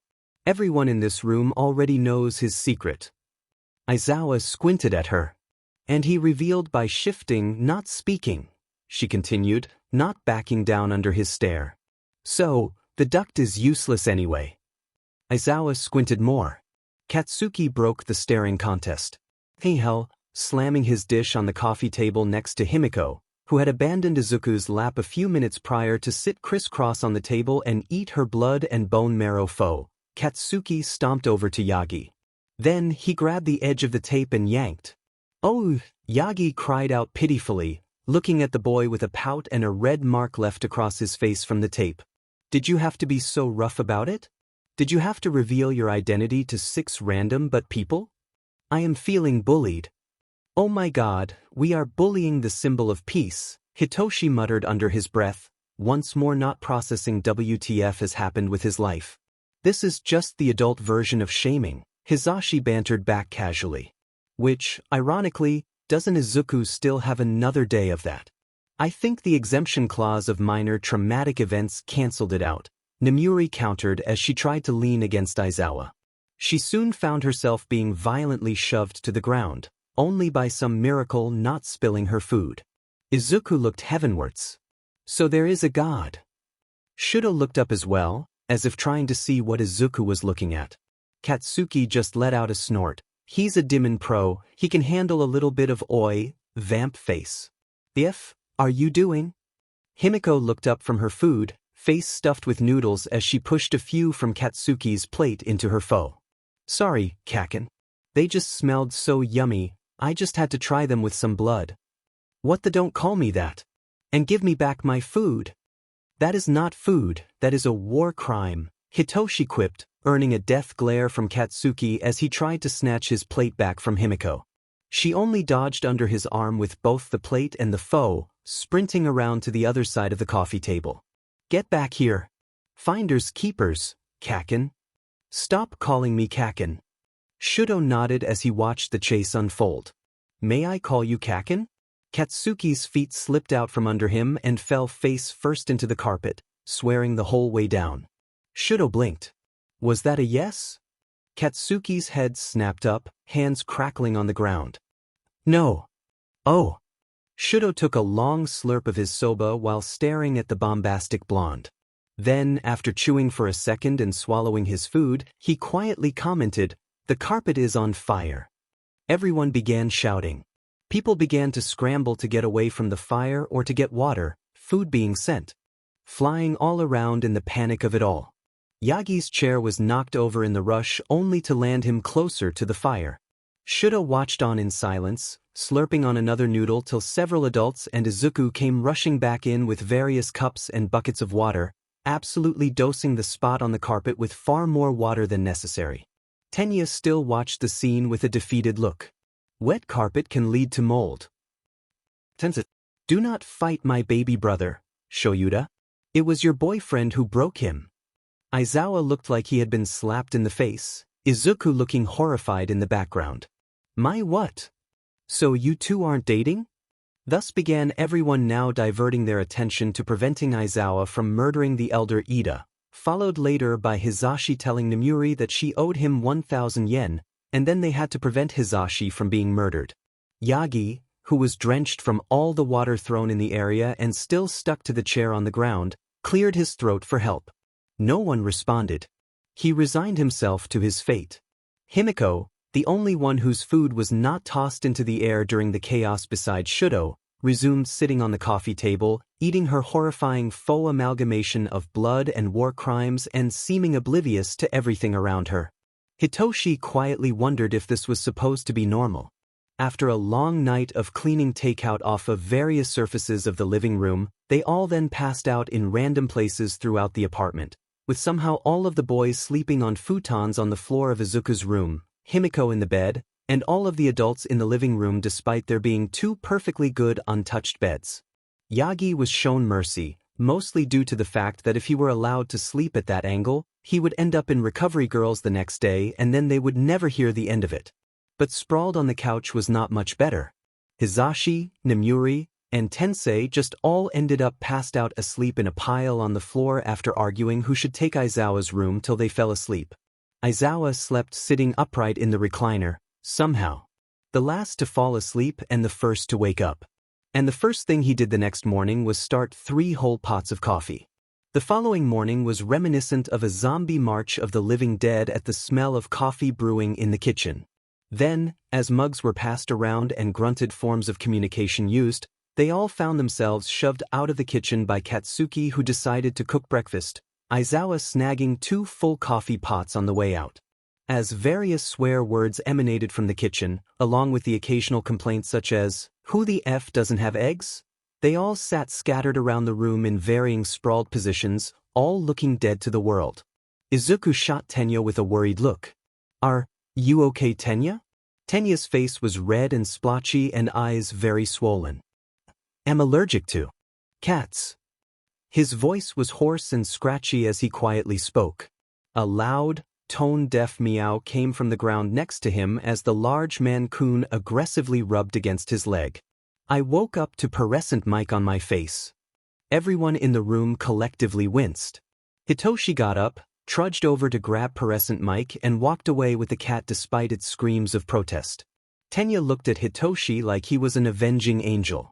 Then the twins popped up out of nowhere into his lap, and he accepted his oncoming demise gracefully.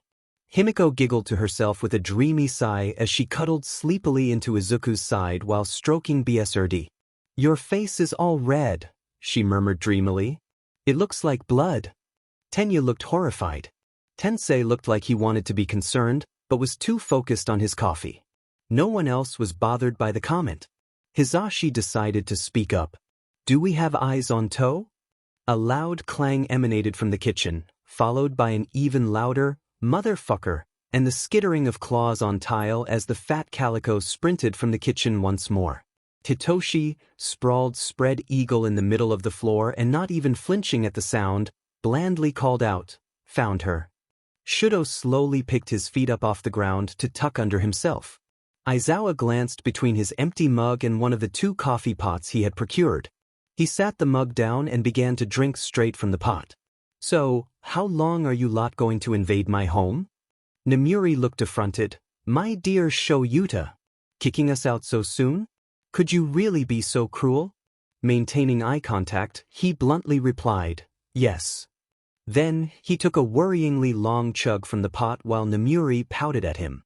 "All in favor of becoming squatters and not leaving, say aye," Tensei called out blandly from where he sat on the ground, leaning against Nemuri's legs. Everyone swiftly called out an unenthusiastic aye, even Izuku and Hitoshi, who legally lived there. A loud nay came from the kitchen as Katsuki continued to angrily slam around pots and pans. "It's decided we live here now," Tensei finished, pumping his fist up in the air. "Woo-hoo, go team not morning people." The saddest batch of cheers emanated from the rest of the group, while Aizawa felt his eye begin to twitch with a vengeance. Chapter 28. Summary. Katsuki's eye twitched. "Who the F eats strawberry jam on scrambled eggs?" She looked at Katsuki, then the jam jar, then her food. And then Himiko proceeded to giggle. You think this is strawberry?" Notes. This Himiko is becoming my fave to write. I adore her. See the end of the chapter for more notes. It took a while, but slowly Aizawa managed to kick a few people out of his apartment. It helped that Nemuri, Hizashi, and Tensei had patrols to get to, and Tenya was suffering too much in the presence of the cats to stay much longer. Yagi followed soon after to go a meeting, though he did have plans to return later. It still left Aizawa with far too many children, but he could handle it. Why the F are you drowning your food in jam? Himiko blinked, jar still in hand, knife in the other smeared with her favorite jam. Because I always eat my breakfast with this? Katsuki's eye twitched. Who the F eats strawberry jam on scrambled eggs? She looked at Katsuki, then the jam jar, then her food. And then Himiko proceeded to giggle. You think this is strawberry? His expression melted from anger to confused anger and finally to horrified anger. That was in the fridge.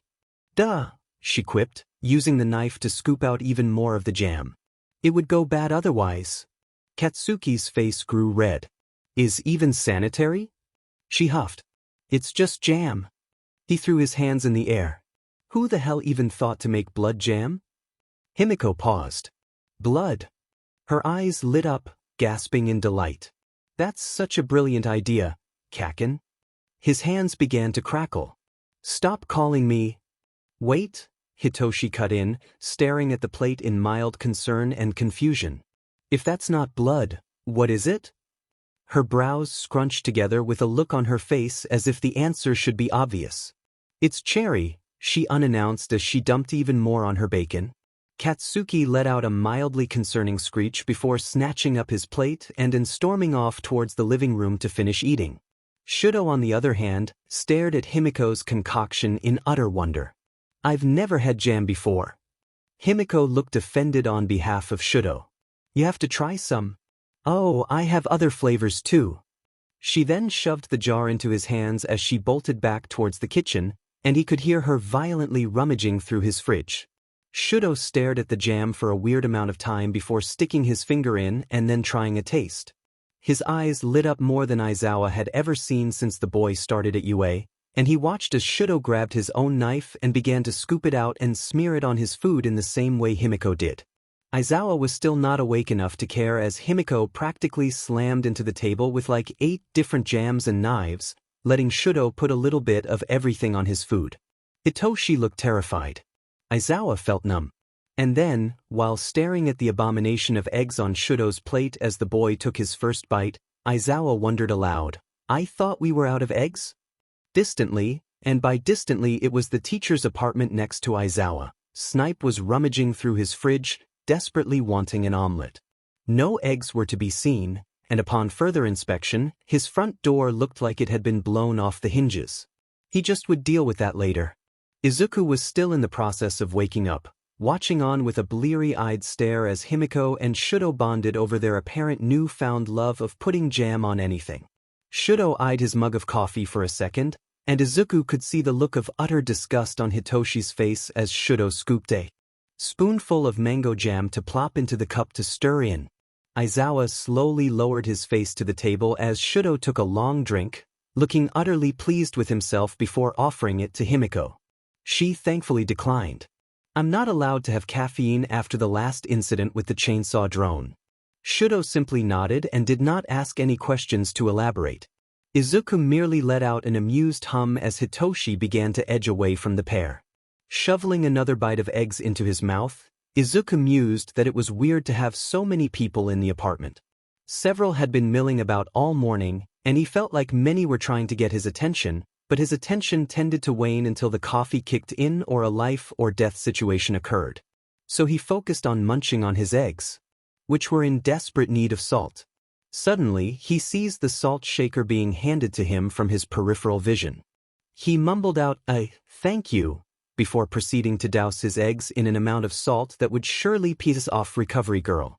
A rough, coarse voice replied, "You're welcome, kid." And Izuku paused. His head turned slowly to the man sitting in the one free chair next to him. The man was big, with broad shoulders and a bald head, sporting an amused grin. His outfit looked reminiscent of older underground heroes, though none that he was particularly familiar with. Izuku blinked. "Who are you?" The bald man's grin grew even wider. "Oi everybody! The pipsqueak is finally awake." "What? Problem child." Izuku snapped his attention to his sensei, who was giving him an odd look while Hitoshi stared at him slack-jawed. Vaguely, Izuku noticed several other people hovering behind Aizawa, a couple with stern looks while the others looked fondly amused. "Yes, sensei? Who are you talking to?" Izuku did not know what to say. He looked at the bald man. You don't know his name?" The bald man looked like he was about to answer, but Hitoshi quickly cut him off. "Forget the hallucinations." "The what?" Izuku squeaked, prompting several of the unknown people to laugh. "How the hell did you make the salt shaker float to you?" Izuku stared at Hitoshi like he had two heads. "I didn't." Gesturing to the still laughing man sitting next to him, Izuku insisted, "He handed it to me." "Izuku," Aizawa began in an oddly gentle tone. "There is no one there." "What do you mean no one?" His gesturing growing wilder, Izuku insisted, "Do you not see the massive bald man sitting right here?" "Oi!" The man interjected, pouting at all the snickering the others standing around the table made towards him.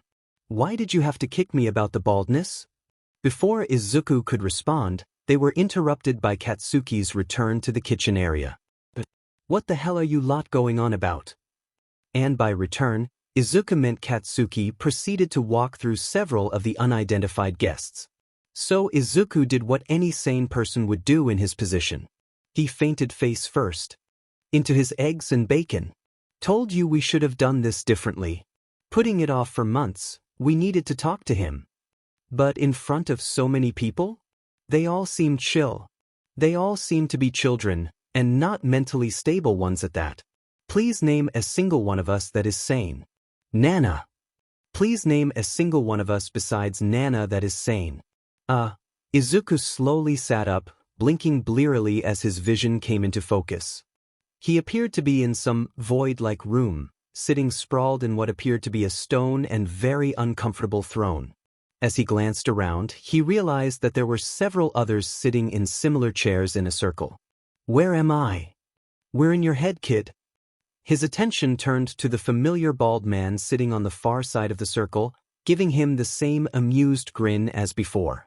"Wait, my head. There is a lot we need to discuss with you, Ninth," a voice on his left explained, and Izuku looked to see a frail man with pure white hair and green eyes similar to his own sitting near him. "We have put this off for far too long, but with what was revealed yesterday." "You mean the fact that the Ninth is all for one son?" All attention snapped towards the voice at the frail man's left, seeing what looked like a much older and far more badass-looking version of Kaken. Several of the room muffled laughs, even slapping their hands over their mouths at the pained expression on the not Kaken's face. "Please never call me that again." Before Izuku could apologize, not Kaken turned his attention fully to the frail man. "Surely you can see the risks." The frail man's eye twitched. "Yes, I am very sure that I understand the risks here. I have no concerns with Eighth's choice in successor, regardless of his parentage." "Who is the Eighth?"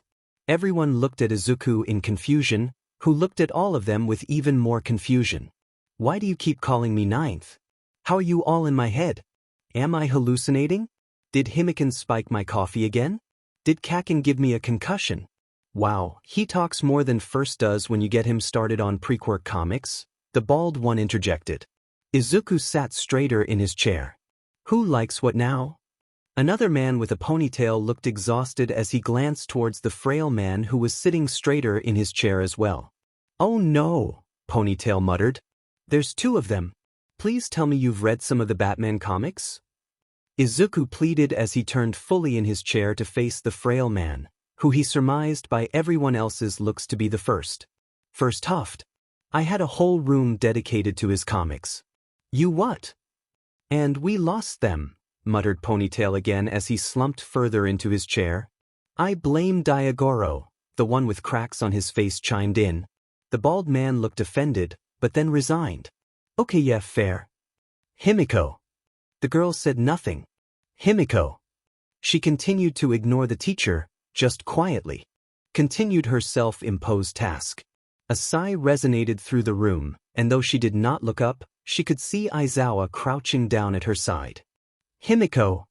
"I am busy," she said softly as she better adjusted Izuku's head in her lap, continuing to clean his face with a napkin despite there being no more bacon grease on his face or egg in his hair.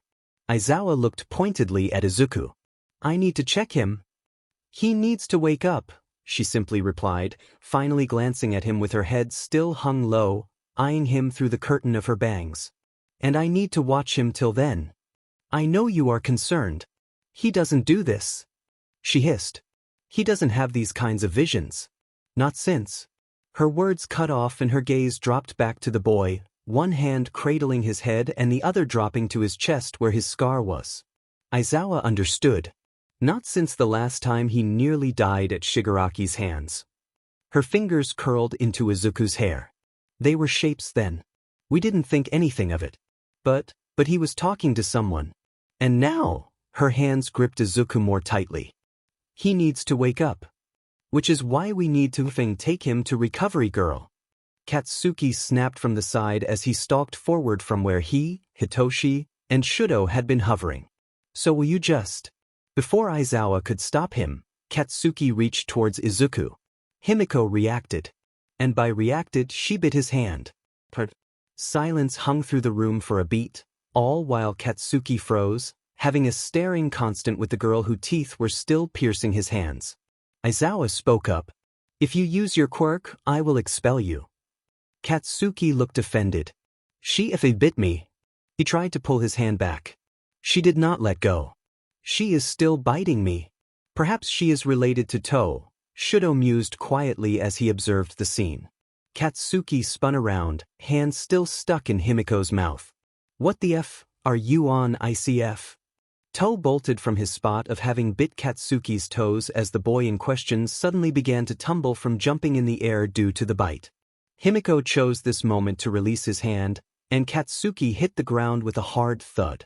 Before anyone could react, Izuku shot up from Himiko's lap, head immediately snapping to Aizawa as he excitedly shouted, Sensei.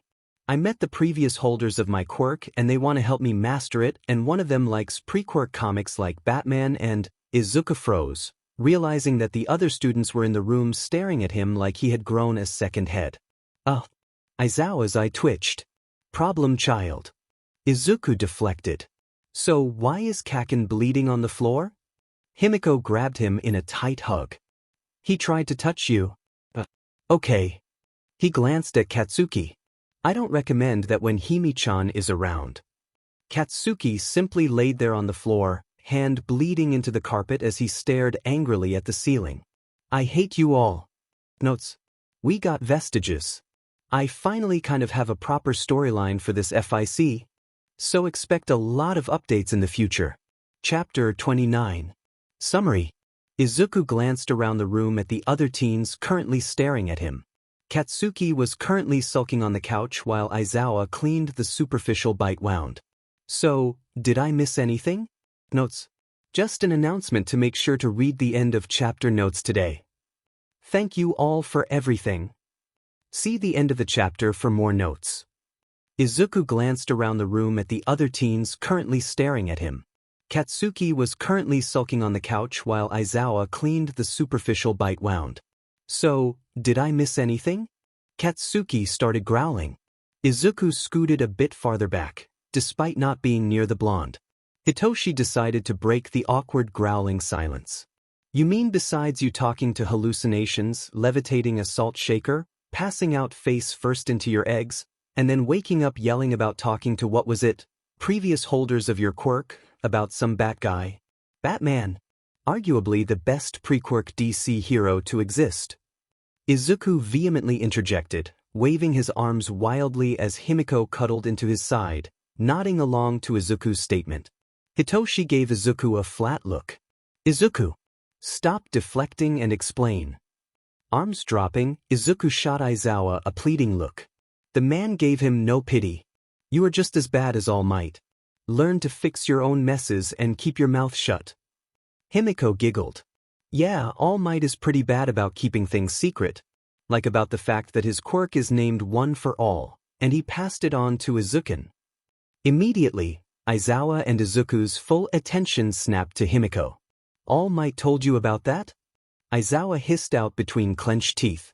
Did you just say that All Might passed his quirk to FN Deku? Katsuki shouted from the couch, his uninjured hand crackling. Himiko began to nod rapidly. Yep. Though to give him credit, I was wearing Izuku's face at the time. Practically beaming at Izuku, she chirped, I was practicing being you, and he thought I was so good that he never even noticed. Izuku paled. Is that why you always seem to be the one passing messages to me from him? Another nod with her wide, fanged grin. Can we please get back to the part about Izuku getting All Might's quirk? Hitoshi pleaded. Shudo let out a little thoughtful hum. So, All Might really isn't Izuku's father.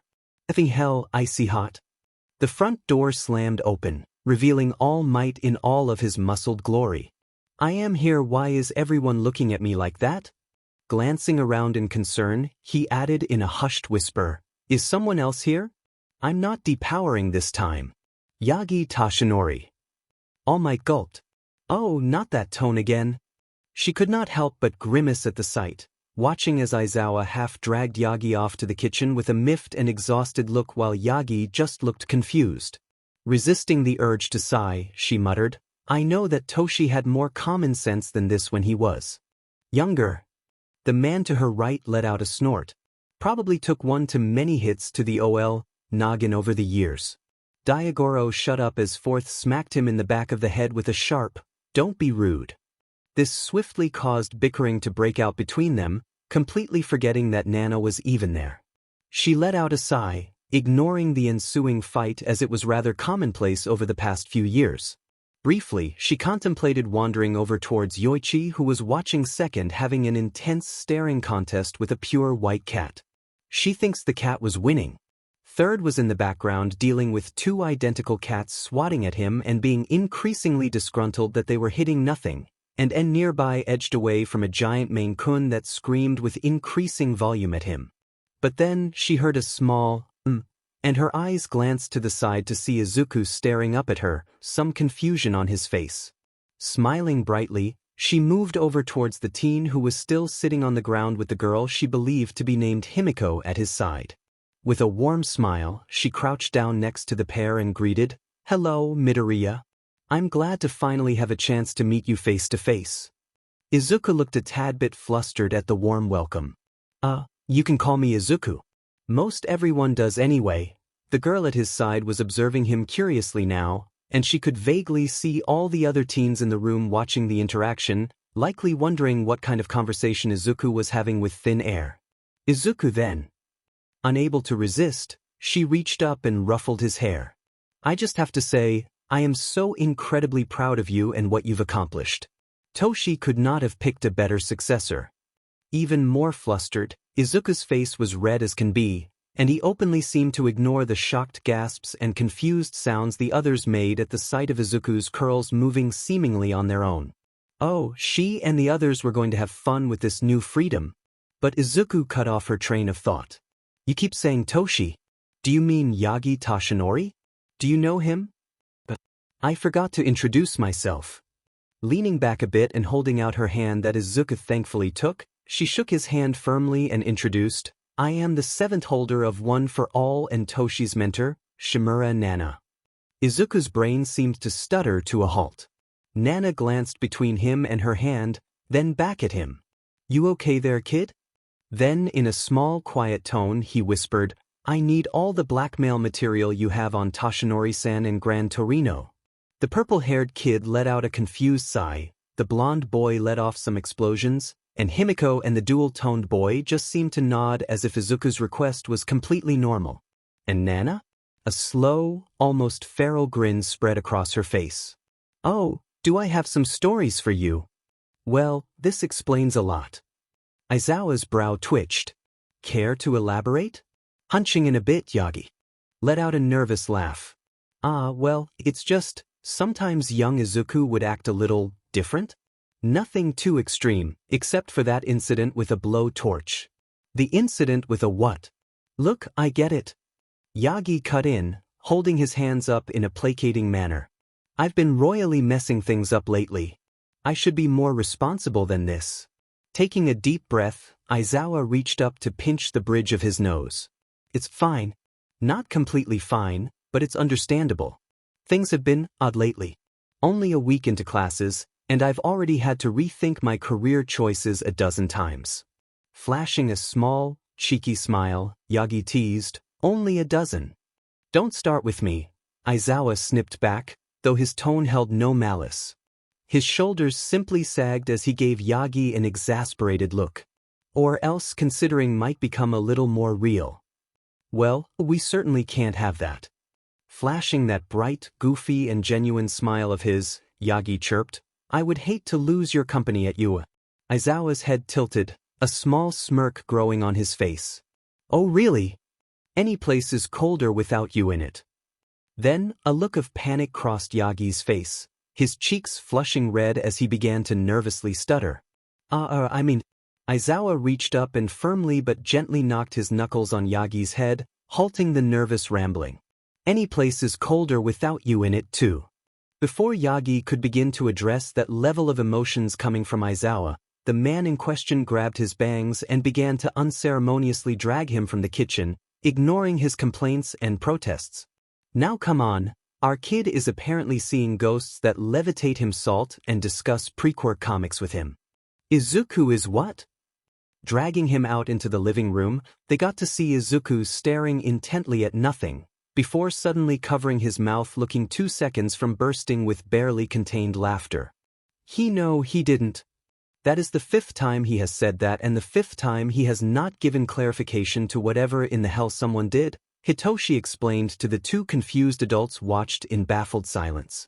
Still staring at Izuku though letting his attention drift to the cats in the background who seemed to be yelling at or attacking empty air in the background, Aizawa gruffly muttered, language. Hitoshi threw him an offended look and began to wildly gesture towards Katsuki on the couch. Katsuki in return flicked Hitoshi off. Shudo stared at Katsuki's hand gesture in confusion before looking down at his own hand and making the same gesture at himself. Holding up the hand gesture towards the others, he blankly asked, is this gesture a sign of friendship? Aizawa moved up investigating Shudo's home life higher on his mental checklist of important sheet to get done. No, you FNG weirdo, Katsuki snapped, causing Hitoshi to make another flailing gesture at the blonde, which was ignored. It's something you make towards people you hate. Shudo's head tilted. Then why would you gesture that at your friend? Ibags is not my FNG friend. I think I understand, Shudo said in a tone that almost sounded like he was having an epiphany. Katsuki snorted. I doubt it. Shudo still nodded to himself like he understood the ways of the universe. I believe in one of my sister's mangas, Katsuki would be what is called a tsundere. The F, did you say? Aizawa flared his quirk before Katsuki could set something on fire with his explosions. Bakugu. The blonde had the audacity to growl at Aizawa. Aizawa decided he was demanding a higher hazard pay from dealing with these little sheets. Can we get back to the main issue?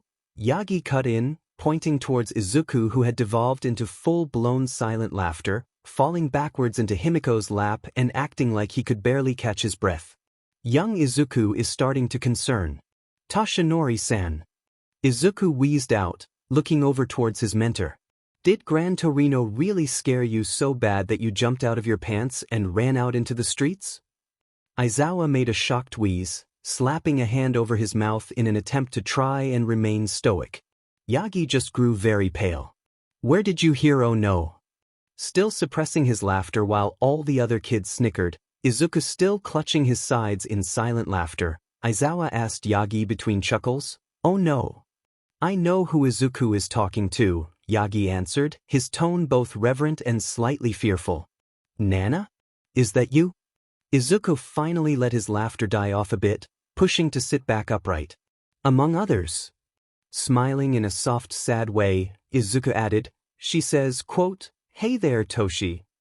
Yagi made a choked sound. Aizawa let out a sigh. We are going to need to sit down for this, aren't we? Notes. Hello everyone. Quick announcement. I have had a lot going on the past couple months, so updating other stories has been rather difficult. However, I've been working a lot with Joe with the flow, and we kind of have 2 new stories released because of that which have helped with my writer's funk. The first is Legacy, a story that we have mega plotted, and due to that and Joe's insane writing speed, have around 120k words stockpiled from the past 2 months. So if you want a FIC that will be getting regular weekly updates bearing emergencies for the foreseeable future, that's your FIC. We are super excited for this one. And for everyone that likes crack FICS in the same vibe as Senpai, which of course y'all like crack, why else would you be here and putting up with me? Go read our other FIC vending machine. This one is a total chaos ride, though I will admit that the final ship is gonna be a late game reveal, but we think the ride will be worth it. And a sheet ton of ships are going to get screen time meanwhile. Anyway, thank you for your time. And I hope you check out these fics as well. It would mean a lot to us. Chapter 30. Summary. Izuku slumped down into his desk chair, making some kind of grumbling groan as he did so. It's too early to be here. Notes. Time for plot progression. See the end of the chapter for more notes. Izuku slumped down into his desk chair, making some kind of grumbling groan as he did so. It's too early to be here. Hitoshi snorted as he slumped down into the desk behind Izuku, looking equally as exhausted. Says the kid who just blew through our morning workout without breaking a sweat. Half glaring at his friend, he complained, "How in the hell do you do that every day?" "I'm motivated by the fear of my limbs spontaneously exploding should I lose my muscle mass." Yeah, that would do it. Both of the teens were in the classroom far too early due to Nedzu calling a last-minute emergency meeting with the teachers before classes restarted post-USJ. Originally, Izuku had assumed he would have to come in for the meeting as well, hence why they got up even earlier to go to the gym beforehand, but Nedzu shooed him away at the door after letting Aizawa in, abandoning Izuku in the hallway. They both were rather salty about the lost hour of sleep. So with nothing better to do, they decided to just sit around in the classroom and wait for classes to start. At least the vestiges weren't pestering Izuku right now. Nana had been rather insistent that they not interfere with him during school hours, and she all but dragged some of them, cough fifth cough, away by the ear. The rest that were lingering just followed her in silent fear, though they seemed to have no pity for their suffering comrade. Izuku also felt the silent fear, but to less degrees because she seemed to favor him and give him extra head pats. But yes, still a healthy dose of fear existed. Actually, the longer Izuku knew her, the more it made sense why she was best friends with Gran Torino. But his brain was getting off topic, until another voice cut in. "I did not think that we got up that early." Both Izuku and Hitoshi turned incredulous stares on Shudo. After everyone had left, Katsuki to his home and Himiko to her guardian's apartment, Shudo just didn't. Apparently, he texted updates to his sister when she checked in, but Aizawa did not make any attempts to ask Shudo to leave. So he just stayed? Izuku decided it was too early to think about it that hard. Hitoshi stared at Shudo. "What time do you normally get up?" Shudo tilted his head. 4 a.m. for training. That has to be a war crime. Hitoshi! Izuku scolded, while Shudo just stared with a confused expression. "What? You can't tell me you weren't thinking the same thing. Not everything that is mildly inconvenient is a war crime. Getting up at 4 a.m. and dosing food in toxic waste levels of spice is not mildly inconvenient. Still. Oh, you 3 are early." All of their attention snapped to the doorway, only to see none other than Yaoyorozu Momo hurry into the room, an excited smile on her face. "Ah, Yamamo," Izuku called out cheerfully. "But could say the same for you." She adjusted her bag on her shoulder. "Ah, well, I am usually here at this time. Actually, Ida usually arrives before me, but I assume he's running late today." Suddenly remembering the shell-shocked look on Ida's face from this weekend along with the aftermath of his allergies versus the cats, Izuku did his best to hide his wince while Hitoshi snickered. "Ah, well, he had a long weekend so he might be a bit late." After assuring Momo that Ida was, in fact, fine, she eventually turned her full attention to Izuku. I was wondering if I could talk to you?" Izuku perked up at this. "Oh, is something wrong?" She began to fidget with her hair, looking a bit uncertain. "No, What, maybe? With a heavy sigh, she asked, I was wondering if you could help me with some extra training. Huh? The USJ. Her face grew tight, her expression frustrated. I'm supposed to be the president of the class, the one in charge and leading us all, but when the villains arrived, I froze. Izuku blinked. Momo, that is completely fine. Expected even. Gesturing for the girl to sit in the desk in front of him, he elaborated. What happened was not a normal event. First villain fights have never really been on that kind of scale, with that many villains, especially not in a place that was supposed to be safe. You weren't expected to do anything. But that does not stop me from wishing I did something. She dropped her gaze to her lap. It's all I've been able to think about this weekend. Your confidence has been shaken, Izuku surmised. Her fists tightened in her lap. Yes, but you didn't hesitate. Looking up to meet Izuku's gaze, he could tell by the look in her mind that she was determined. Please. At least let me join your training sessions. I will not bother you. If only to reassure me Izuku and Hitoshi shared a look, and at Hitoshi's approving nod, Izuku turned back to her. Well, I'm having a sort of group training session after school today to work on training Hitoshi. You're more than welcome to join. He could see her eyes spark up in excitement, though she still asked, You're sure I would not be intruding on your training? It's cool, Hitoshi drawled. Shudo will probably be there as well? Hitoshi was looking at the boy as he asked. Shudo did not react beyond a slow blink. Yeah, he'll be there. Then, with a tight smile to Izuku, he added, Oh, and Izuku also invited my death along too. Momo looked alarmed. You're what? Hitoshi, please. Kakin is not going to hurt you. Anger management and bombs versus sass and noodle arms. My death is guaranteed. Ignore him, Izuku interrupted as he slapped a hand over Hitoshi's mouth. He had to get up early and is being dramatic. Momo hesitantly nodded, looking like she was not sure which team to believe. Izuku smiled a disarming smile. Now then, let me write you out directions to the specific gym. As Izuku unzipped his bag for a piece of paper to write on, he became distinctly aware of two things. One, that his bag looked fuller than what it usually looked like, and two, that it seemed a bit heavier, which he had previously not noticed, too sleep-deprived to care. But now he was opening the bag and realized the cause of the problem immediately. He blinked. Sheet. Before anyone could ask what was wrong, they all watched in varying degrees of surprise and horror as a large, fat calico burst out of the bag, zooming across the classroom far more quickly than a cat that fat should be able to. Just as she reached the door, they also watched as Ida arrived, sliding open the door, thus allowing the cat's escape. Ida, whose face was red and splotchy and his expression looked like he was questioning his existence, didn't even notice. Shudo let out an absent hum. Hopefully no one is without their shoes. Distantly, they heard a loud scream. Izuku wondered if it was too late to just cancel today. Well, that was a waste of time. Not completely, All Might replied as he walked along beside Aizawa towards Class 1A. We ensured that everyone was on the same page. The same page being that we have no DM clue what is going on. Well, not entirely. Besides the fact that the criminal mastermind is likely Izuku's biological father. All Might seem to wilt a bit. Well, maybe something will turn up in reports to hospitals. Aizawa bit back a sigh. Our entire case is relying on a hospital reporting a patient with a gunshot wound to his butt. Snipe specified that it was his right cheek. Oh, forgive me for forgetting that specific piece of info that I never wanted to know or have to discuss in a debrief. All Might slowed his steps. Is everything all right? Aizawa paused as well. I'm sorry, I'm worried for the kid.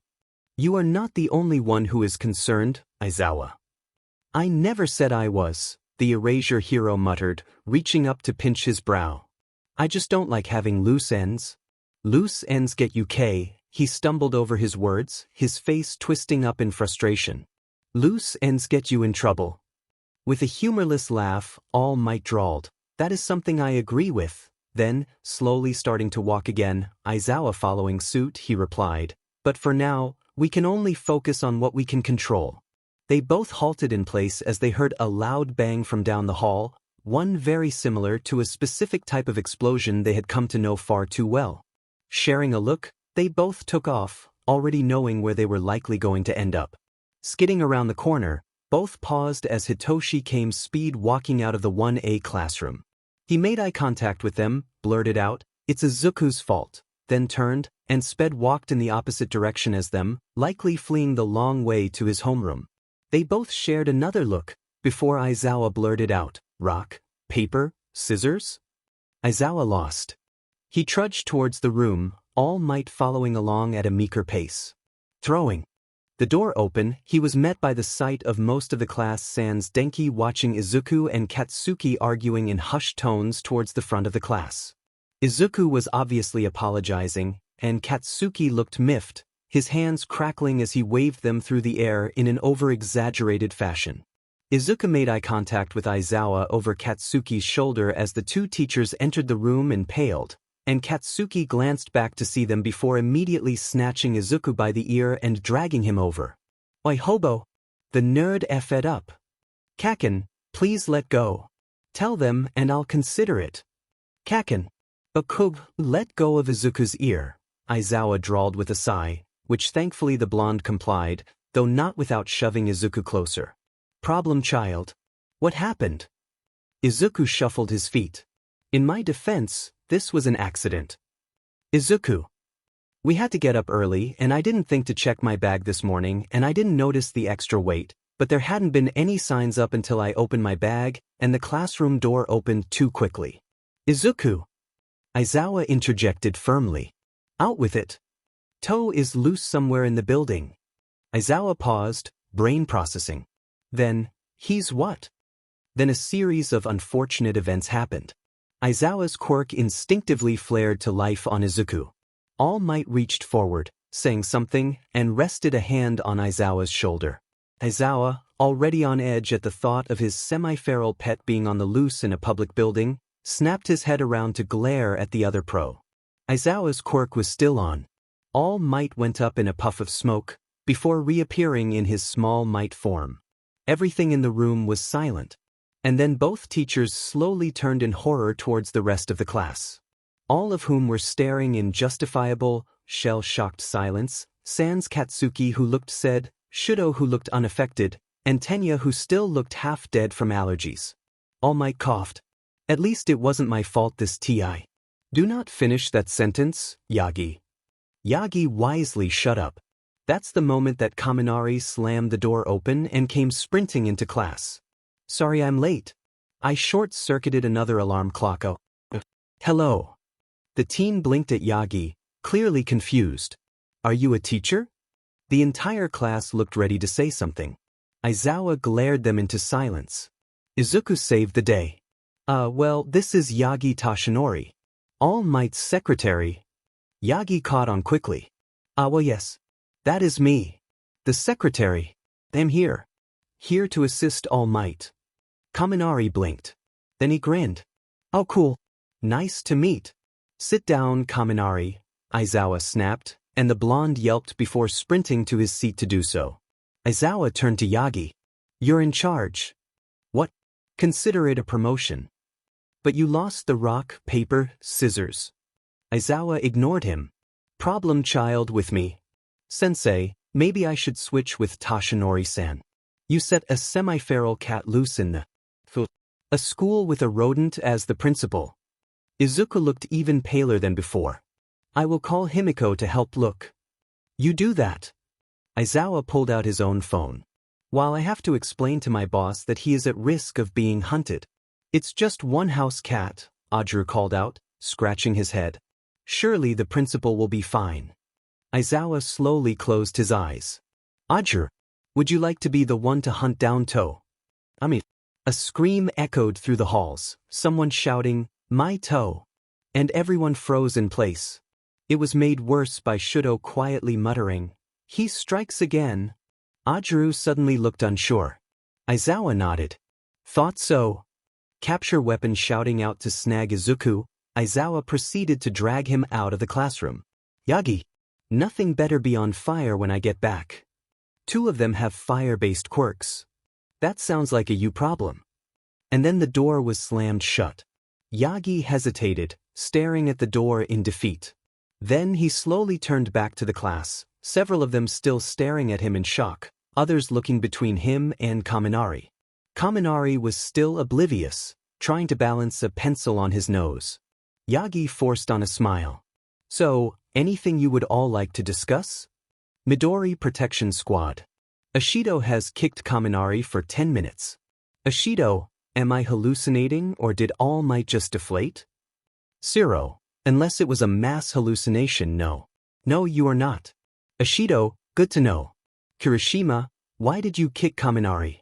Ashido, did you see the look Sensei gave us when Kaminari walked in the room? Ashido, you can tell him if you want, but I'd rather not get expelled.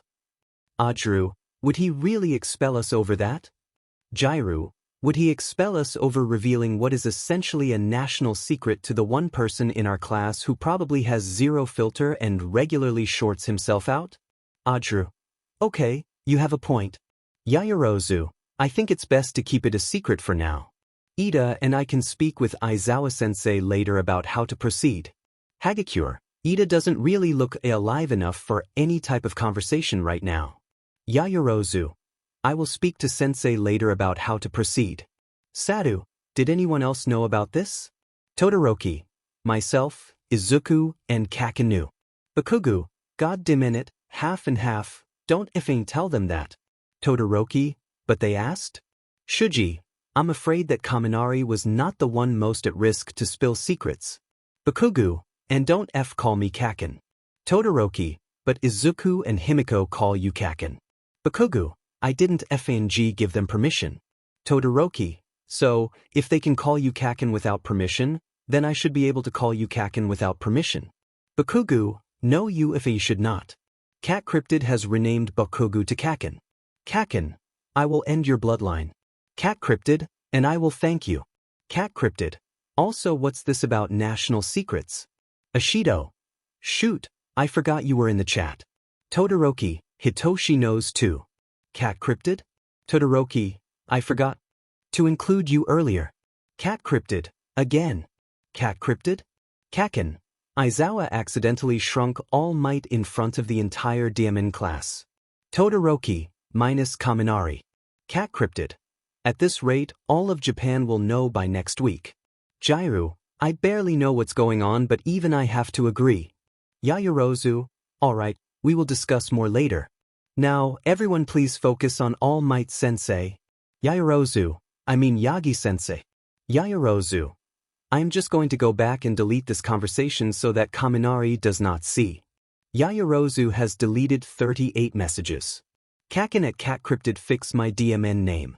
Cat Cryptid, nah. Kaken, the Yaoyorozu, everyone please listen. Yagi-sensei is giving us a very nice talk about agency setups. Kaminari has rejoined the chat. Kaminari, who kicked me from the chat? Kaminari, were you talking about me? Kaminari. Kaminari at Kaken, can I call you Kaken now? Kaken, ff. Yaoyorozu, put your phones away and listen to Yagi-sensei. Ashido, whispering, we broke Yamamo. Distantly, Nedzu was making his way down the hall, intent to speak with Snipe about an issue. After watching the USJ security films and seeing how effectively he took down the one villain, he was considering Snipe's past proposal about more efficient means of threat neutralization. The school board might not be happy, but Nedzu stopped caring about that a long time ago. Turning the corner, however, he paused. Sitting at the far end of the hall, a large, fat calico cat trotted into view, meandering down the empty corridor. It quickly noticed Nedzu and paused, both creatures making eye contact. Nedzu's ear twitched. The cat's tail flicked. Oh dear. Notes. Not me adding 2 more relationship tags on this FIC. I hope y'all don't mind the new tags. Also, the Nedzu and Toe running into each other thing was Rogue Vector's idea. Go check him out. Chapter 31. Summary. Cat Cryptid. Hey, so, I know I am risking the wrath of Yamamo by talking more during class in here, but does anyone have an update on the Toe situation?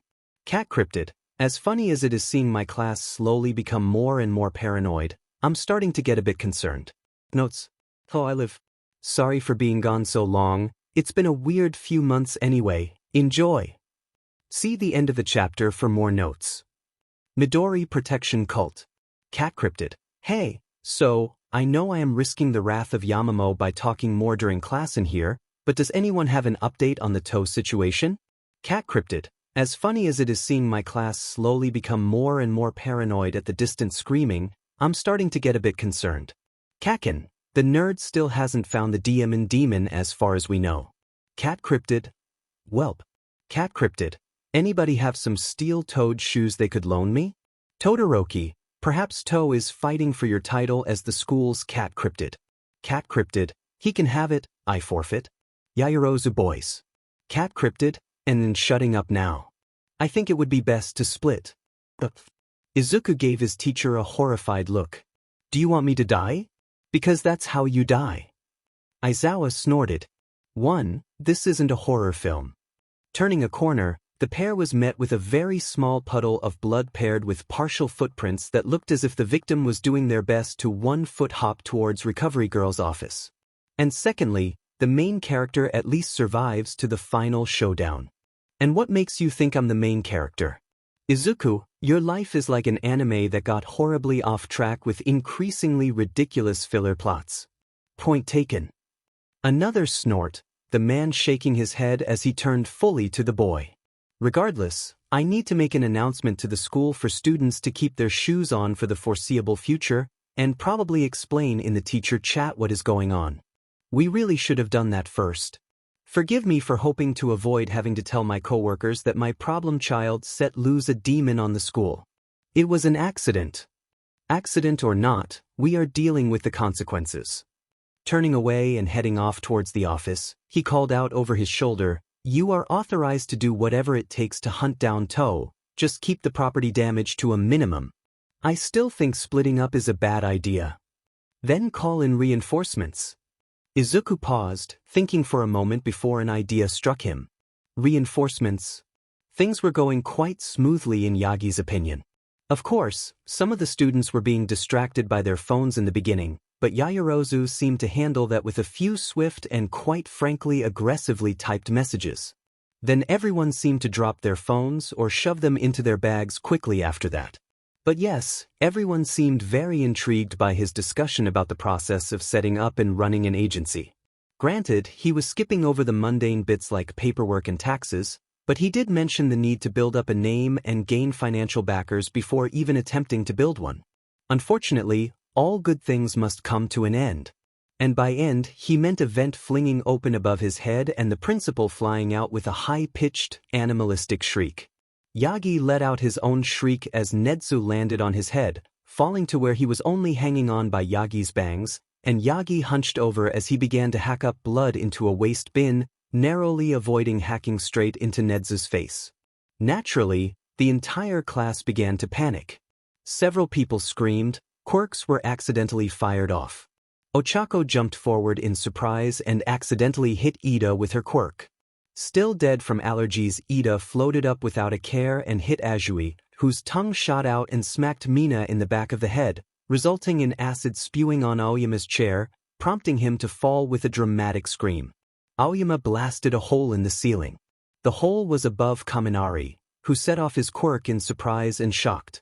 Several of the people around him while he was then covered in debris and a falling Shinso who was in the middle of an English lesson. Dark Shadow startled by the bright flare of electricity and flipped a desk. The desk happened to still have slightly stunned from electricity Zero in it, who tried to shoot his tape to grab something to balance himself. He shot Bakugu. Bakugu did a Bakugu thing and blew up. Bakugu hit the ceiling. Then he hit the ground. Loud swearing ensued over the sounds of the still panicking class, half of which were screaming about murder rats, a small section shouting at Kaminari, and then another section wondering what in the hell just happened. Can everyone please just cool it? Ojiro called out in desperation. Shuda watched the scene quietly and then carefully stared at his right hand before placing it on his desk and freezing a large chunk of the classroom with ice. Yaoyorozu gave Shudo a look that reminded Yagi of Nana when he disappointed her. Present Mike stuck his head through the hole in the ceiling. You good down here? Shinso, still sprawled across a half-brain-dead Kaminari, looked up at his homeroom teacher. Whatever God decided to give teenagers superpowers should be fired. So I will take that as a kind of... Yagi let out a tired sigh, a still ferally chittering Nedzu swinging from his bangs. At least nothing is on fire. Shudo began to look at his left hand. That is not a request, young Todoroki. Present Mike stood back up, hands on his hips as he heard Yagi attempting to wrangle the class from below. Why was Yagi in charge of Shuda's class? Why was he in his small mite form? Why was Nedzu feral and hanging from his hair? Why was his pocket vibrating? Oh, his pocket was vibrating. He reached in to pull out his phone while he could hear his students murmuring behind him. What are they teaching down there? Are hero students always that crazy? Who is that scarecrow-looking guy? Is Nedzu fighting him? Is this another villain attack? Mike opened his phone, only to be greeted by a text in the teacher chat from Shoyuta. It's not a villain attack, Mike called out to his students as he blatantly typed away at his phone. Why does he get to have his phone? Because of a wonderful power of deal with it, Takanaka, Present Mike quipped back, hearing the chorus of "Oh"'s echo from all the students in the room. Takanaka sputtered, I was whispering. Aren't you supposed to be deaf? And aren't you currently on your second strike? Takanaka took the hint and shut up. Mike could not help but chuckle to himself as he shoved his phone into his pocket. But back to the incident below, it's a code toe. One girl cautiously raised hand. Code toe? Yep. Mike cheerfully replied. So, wear your shoes and fear for your toes. Now, back to English. Are we not waiting for Shinso to come back? Another student asked, eyeing the large hole next to them and the loud swearing coming from who. Mike assumed to be Bakuga below. He's fine, and he's fluent in English anyway, Mike drawled. Anyway, we were talking about verb tenses. Izuku popped up from where he had been peeking into a storage closet in search of toe, spinning around just in time for Himiko to barrel into him. Which, wow, his spatial awareness had become really bad as of late to have not noticed her until she was tackling him to the ground. Regardless, here he was, staring up at the ceiling as she hugged him. I got your text about toe.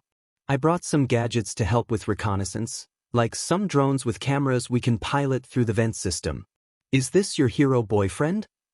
Now that had both Izuku and Himiko snapping up from off the ground, each staring at the other in wide-eyed surprise and embarrassment. Izuku could feel his cheeks growing warmer while Himiko's grew a bright shade of pink as well. It did not help that he became acutely aware of how she had tackled him had resulted in her straddling him. His face suddenly felt even warmer. Himiko was quickly turning around towards the voice, stammering out, "Boyfriend? Where did you get that?" Izuku leaned around his friend to see a new girl approaching, one clad in similar support gear to Himiko but with a more intense-looking set of goggles on top of her pink dreaded hair. This girl also was covered in far more soot than Himiko, her irises an interesting crosshair shape. Well, he's a hero and a boy and your friend, right? Oh, that's what she meant. Himiko huffed, her cheeks puffing up in the way she does when frustrated. A boyfriend has different connotations, Mei-chan. Mei blinked. Oh, you mean dating, right? So you aren't dating him? Himiko buried her face in her hands and softly screamed. Izuku, not knowing how to reply to that, decided his best option was deflection. Hello. Perking up, Mei began to wildly wave at him. Hello. Nice meet you, Mr. Prodigy Boy. Suddenly, the girl was in his face, practically dragging him out from under Himiko without a care for personal space. My name is Hatsum Mei, future CEO of Hatsum Industries. Will you make babies with me? Izuku's brain stuttered to a halt. Himiko, who had been shoved backwards during the interaction, piped up with, she calls her inventions babies. Oh, that made so much more sense. Laughing awkwardly at the girl who was still inches from his face, he replied, well, I can try to help, but I'm better at theorizing than building, and he suddenly paused and asked, Mr. Prodigy Boy? Well, duh, Mei replied smoothly. Everyone knows that you've completed the hero course and are just passing time till you can become a licensed hero. You even have a Twitter following. I have a what now? Himiko chirped. Did I not tell you about the fan page I started? No. Ah. She pulled out her phone and held it towards the boy, showing an account named at @Deku. We just hit 3 million followers last month. I'm going to process this later. Shaking his head, he tried to focus.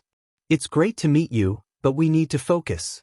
Toe could be anywhere by now. Oh, I know how to help.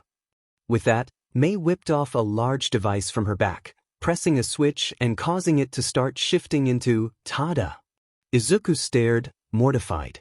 We are not catching my dad's cat with a bazooka. Himiko whispered, you called Aizaoten dad. Mei started cackling. It's not a bazooka. Watch. With that, Mei spun around on her heel towards the staircase.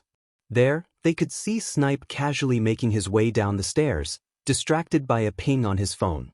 As he pulled it out and turned around, still at the top of the next flight of stairs, Mei took aim. Izuku whispered, oh no. Himiko called out, Mei, we haven't tested that yet. Mei, still laughing, replied, no time like the present. She fired. Faster than Izuku could comprehend, Snipe was hit with a device that promptly exploded into a net. They heard a what in the chicken sheet, paired with a shriek as he flew forward, hitting the wall across the stairwell, and after an awkward pause, he fell down out of sight to the bottom of the flight of stairs, the slamming sound echoing through the halls. Izuku stared in horror. Himiko let out a tired sigh, massaging her temples and muttering something about, is this how Majima-sensei feels? Mei just commented, that had more power than I was expecting. In retrospect, they really should have checked on the man, but in all honesty, Izuku was not mentally prepared for the chance that he just watched one of his teachers die via bazooka net launcher. So, they proceeded to head off in the opposite direction, dragging a gleeful Mei along with them. Cat Dad, a warning for the time being, my demon cat, Toe, snuck into Izuku's bag and is loose somewhere in the school. Izuku and I are currently trying to locate her, so please be wary and make sure to not take off your shoes for the time being. Diglett, so this is why Himiko sprinted from the classroom with Hatsum earlier. Blood bag, you couldn't have warned me 5 minutes earlier? Granny, this explains all the students in my office with mystery bites on their feet. Space Ant, why were multiple students barefoot? Wine Ant at Blood bag, you were bitten? How with those thigh-high boots of yours? Blood bag, Monoma copied Hananuki's quirk and accidentally softened the floor. I lost my boots in the process. Loud Uncle, R.I.P. Vlad's Esterpure boots. Blood bag, they were not Esterpure boots? Vlad, honey, you wear tighter spandex than even I do, plus a melon's window. Wynant, they are STRPR boots by association. Loud Uncle, but back on a subject that does not include bullying Vladdy Daddy. Blood bag, I hate all of you. Loud Uncle, does this have anything to do with why Nedzu is currently feral and hanging off of All Might's face? Space Ant, oh dear. Cat Dad, you should be teaching your class A. Whole floor up, how do you know this? Loud Uncle, because of the hole in the floor of my classroom that gives my students the perfect viewing range of your hellspawn. Catted, the what? Loud Uncle, by the way, that was Shinsu's spot. He survived the fall, so Imma just let him be yours for the day till we get that fixed. Cat Dad, I leave Yagi in charge for 10 minutes. Spook, why is Snipe wrapped up in a net and unconscious at the bottom of a stairwell? Diglett, what? Bloodbag, is he okay? Spook, he's alive. Bloodbag, but is he okay? Spook, he's alive. Granny, just bring him to me. Spook, already on the way. Problem child, oh thank God he's not dead. Tedded, what? Problem child. Problem child has left the chat. Cat Dad, Midoriya Izuku. All Dad, CSN Sumin plus help PR Neds off my FC. Cat Dad, I'm too busy hunting my cat and our child for sport. Wynant, our? Cat Dad, correction. Yagi's child. He's Yagi's when he nearly accidentally murders a co-worker. Diglett at Rat Satan, I know it sounds like you are going through some shit RN, but when you get back, maybe consider increasing the alcohol budget? Mirio's class was still waiting on Snipe to come back from the main office when the intercom kicked on. Attention hellspawn of you. I'm fairly certain we can't call the students that. I'm not paid enough to care. Is that Aizawa-sensei? One of his classmates murmured as they all listened in confusion. And that sounds like 13 with him. Regardless, for the foreseeable future, it is highly recommended that you all wear sturdy shoes at all times. No, I will not explain further. Yes, this goes for you as well, Togata. The boy in question just laughed. He had already lost his shoes 30 minutes ago. And his pants, but the class already had emergency shorts for him. If you end up disregarding this order, we are not responsible if you end up in the nurse's office. Please listen, as we don't want to overwhelm Recovery Girl. She's said enough about the Snipe incident. Snipe-sensei? Several called out. Which, oh yeah, Snipe is alive. Hadu cackled while Amajiki shrunk in his chair. That is not reassuring. But yeah, shoes and Snipe lives. That's it. Plus ultra. I hate making announcements. Aizawa, you are still live. Well, you can't swear over the speakers. Then turn the DMN thing off. Aizawa. The speaker clicked off. Everyone shared a look. Mirio chirped, everything should be fine. It's probably just Midoriya's fault again. No one disagreed. Midori Protection Cult. Kaminari, yo, was anyone going to tell me that Izuku basically has a cult on Twitter? Ashido, he has a what now? Notes. Honestly, this entire chapter was a cluster. I don't know where I come up with this sheet. Chapter 32. Summary. Ida, what is a thirst trap? Is it a page about proper hydration? Because that is an important cause to be aware of. Yairozu, oh dear. Notes. It's like nearly 2 a.m. and I should not be posting this, but say la. See the end of the chapter for more notes. Midori Protection Squad.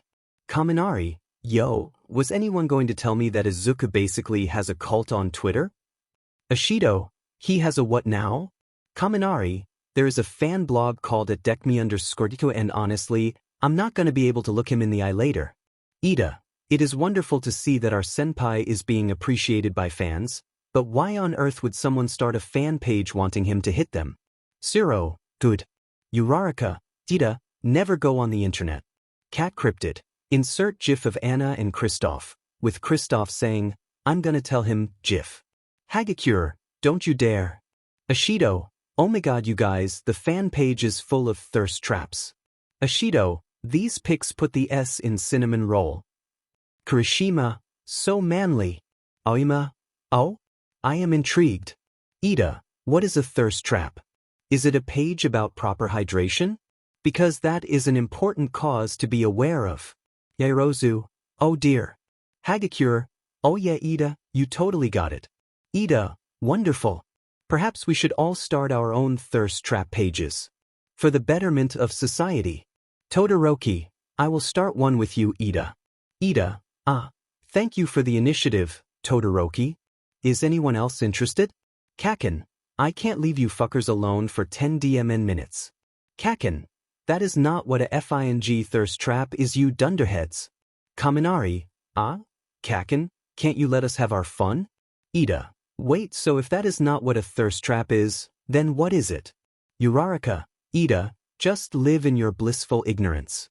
Zero, I don't know, wouldn't it be irresponsible to not educate him on this? Uraraka, you can explain it then. Zero, nah, this is too entertaining. Todoroki, Hitoshi said yesterday that Google is our god, so I will simply ask Google. Yairozu, Todoroki-kun, that sounds like a bad idea. Ashido, no, that sounds like a fun idea. Kirishima, I don't think we should be encouraging that Mina. Uraraka, oh no, Todoroki, be careful what links you click. Ida, I have returned from looking at Midoriya-senpai's fan page. I must ask, why was he shirtless in so many of the pictures? Several appear to have been taken from hiding spots as well. Hagakure, Ida, you pure soul. Todoroki, why am I getting a message asking if I want to message single women in my area? Kaminari, Kirishima, to do bro, I would not. Uraraka, Todoroki no. Kaken, Do not click the F link. Todoroki, of course I am not going to click it. Yaoyorozu, oh thank goodness. Todoroki, I am gay, why would I be interested in single women? Aoyama, insert, and Iup. Hagakure, across the world, you could hear thousands of teenage girls' hearts breaking at once. Todoroki, why would their hearts be breaking? Are they sick? Zero, you know, someone should really get sensei to investigate this kid. Kaken, working on it, soy sauce face. Todoroki, oh, I found a link for single men. Several people are typing. Helja, Rat God has added Midoriya to the server. Spook, so, I guess the principal is no longer attacking. All Might. Loud, i.e., the prodigal son has returned. Midoriya, hey so recovery girl is still on campus, right? Loud Uncle. Diglett, did you expect anything else? Loud Uncle, listen, I try to be an optimist. Granny, is there a current injury or possible future one? Midoriya, future. Granny, I will be on standby. I am still treating Yagi's face from Nedzu's scratches. Bloodbag at Loud Uncle, you're an optimist? Loud Uncle. Loud Uncle has changed Bloodbag's name to Vladdy Daddy. Vladdy Daddy, change it back. Loud Uncle, sounds like something an optimist would do. Vladdy Daddy, that makes no sense? Cat Dad, Midoriya Izuku. Cat Dad, what are you planning? Midoriya, do you want Toe captured or not? Cat Dad has changed Midoriya's name to Problem Child. Cat Dad, don't get arrested. Problem Child, don't let any cops on campus then. Loud Uncle, are we 100% sure these two aren't related? Wynant, we literally ran a DNA kit on them last year. Diglett, I want to be concerned but honestly, not the worst thing either of them has ever said. Sue, are you sure this is a good idea? Izuku plastered on an overly wide and very fake-looking smile. His hair was disheveled, and though he was now clad in his gym uniform, Hitoshi remembered how dirty and wrinkled his uniform had looked when Izuku came trudging into their classroom at the end of the day. I am out of options. Hitoshi simply nodded, knowing that this was kind of a dire situation. Hence why they were all currently standing awkwardly in the training gym, simply waiting. Waiting on what, exactly? This is effing stupid, Deku. Izuku's eye twitched. If you have a better idea, Kaken, I would be happy to hear it. Katsuki growled but said nothing else, continuing to sulk where he stood in the center of the near-empty gym, barefoot. How Izuku had managed to convince Katsuki to be involved, he could not understand, at least until Shudo had told him that all Izuku had done was comment that Katsuki was probably too scared to do it. The blonde had practically dragged them all to the gym after that. I do not understand why it had to be Bakugo, Momo murmured next to them, awkwardly shifting from foot to foot. She had joined them for their training session, but everyone had mutually decided that giving this plan some time before starting training would be for the best. But that had been 10 minutes ago. Giggling from where she sat on the floor, Himiko was adjusting some internal parts on what looked like a rocket launcher. When she and her kohai arrived with that, Izuku had simply muttered something about apology cookies to Snipe. Mei seemed to be sulking over not being allowed to help with the launcher, though she kept glued to Himiko's side as the older girl practically chirped, because Toe likes Kaken's toes the best. Stop calling me that. It's a sign of friendship, Kaken, Shudo called out in his usual monotone voice, causing Katsuki to make some unintelligible sounds, hands crackling. Hitoshi sighed. I don't think this is going to work. Izuku's smile began to crack, his face dropping to look at the floor. I am never going to get another head pat again. They all gave him concerned looks at that. Suddenly, loud swearing and shouting came from the room's center, garnering everyone's attention as a small blur darted away from Bakugo. Said explosive blonde fell to the ground, clutching his foot and shouting strings of obscenities. Izuku lit up green, clearly intent on giving chase to the cat, only for Himiko to jump up and shout, "Fire in the hole!" Bang! ROW! Toe! Izuku shouted in a panic as he darted towards the feline now trapped within the confines of a bazooka-launched net. While Mei madly cackled, falling back against the floor, Himiko whooped in victory as she bounced in place, somehow keeping the oversized bazooka balanced on her shoulder with ease. I knew Mei-chan's design just needed a little bit of tweaking. Izuku was now holding the squirming net containing the unbridled wrath of To. I thought we agreed to not test on live subjects? Freezing, the girls suddenly looked very sheepish. Oh, yeah, whoops. With a long-suffering sigh, Izuku turned to the rest of them and called out, "Start doing some warm-ups. I will be back in 10 once I drop the demon off in the apartment, and we can start some sparring lessons." Before Hitoshi could ask, Izuku was out the door, the distant screech of a disgruntled feline trailing after him. Letting out a displeased sound, he turned towards the others and asked, "So, do you have any recommendations on warm-ups?" Momo thankfully took pity on him. "Let's start with a few slow jogging laps, okay?" Running J. In the center of the room, Katsuki still lay on the floor, glaring up at the ceiling. "Yeah, sure, I'm fine. None of you ungrateful beasties can check on me or anything. The last time Aizu tried to help you, you set off your quirk in his face." Himiko called out. "A thanks would still be nice, you fuckers." Once Izuku had returned, he found Hitoshi face first on the ground, breathing heavily, while a sheepish Momo admitted, "I think my warm-up routine might have been a bit too much." Thus, they were split into groups.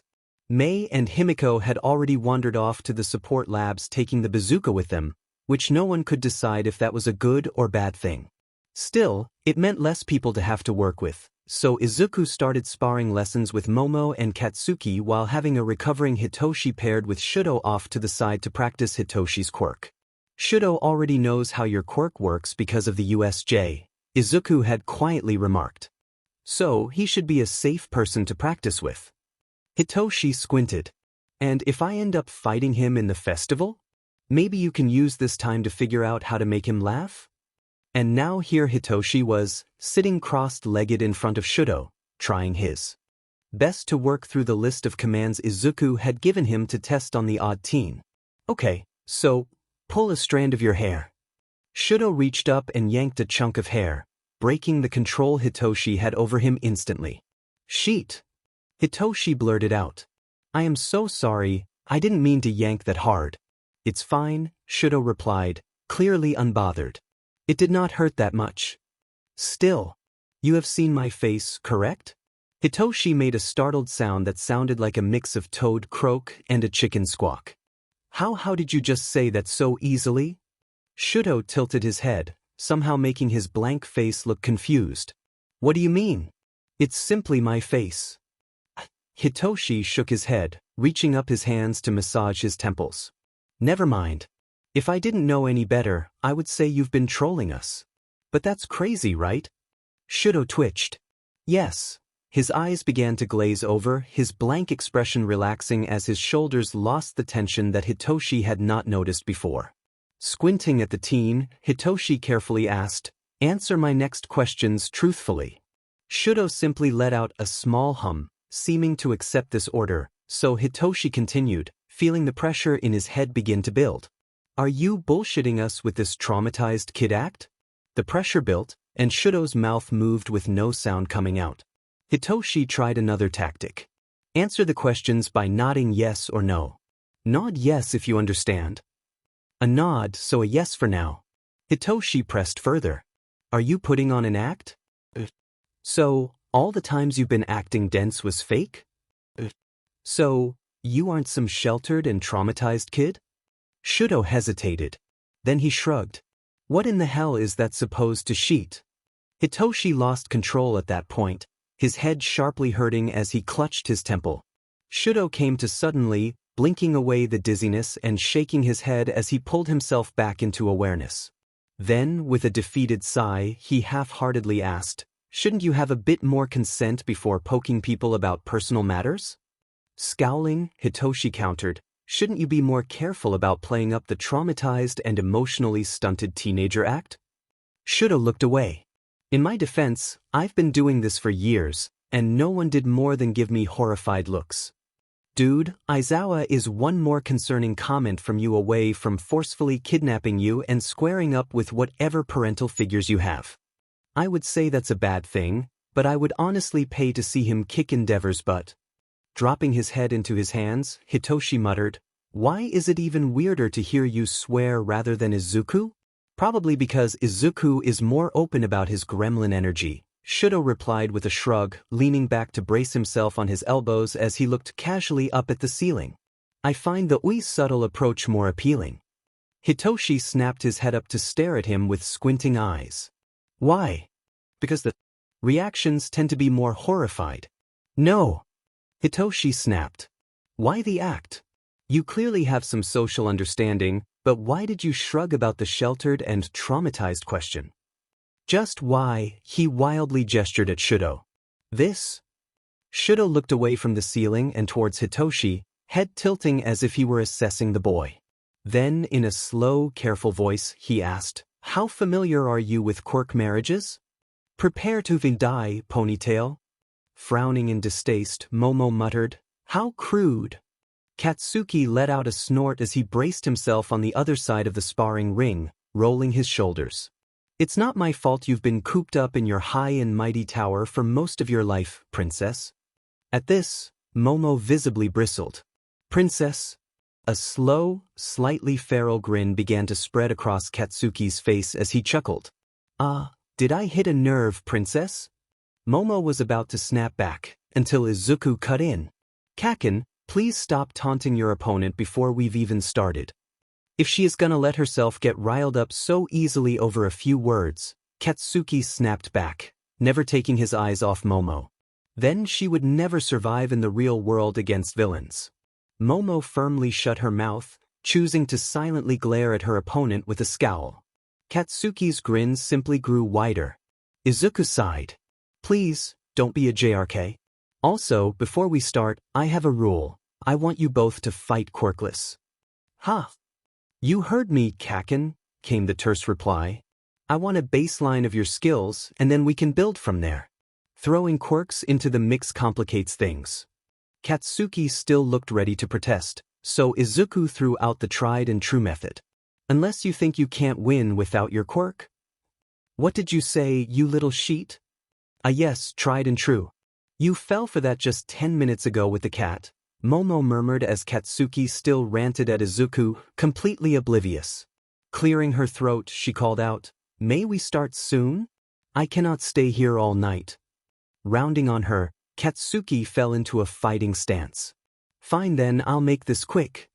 Momo crouched, readying her own stance. "We shall see about that." Izuku, seeming satisfied with their focus, sent a muttered prayer to whatever god was out there that this plan didn't backfire, before calling out, 3, 2, 1. Start. Notes. One more chapter and then the SF. I am so excited for this. Also, a note. I have gotten a few people trying to talk me out of the Bakumomo, and Ima just say, I'm not taking it out. Sorry, I love this ship and I'm running with it. Chapter 33. Summary. Granny, Midoriya is banned from running training sessions without another teacher present. Loud uncle? Cat dead. Do I even want to know? Notes. Alethea. See the end of the chapter for more notes. 3, 2, 1. Start. Katsuki took off with no hesitation, something that did not surprise Izuku. Shouting as he sprinted across the mat, the blonde ped his arm back, taking his usual right-handed swing as he had done for years.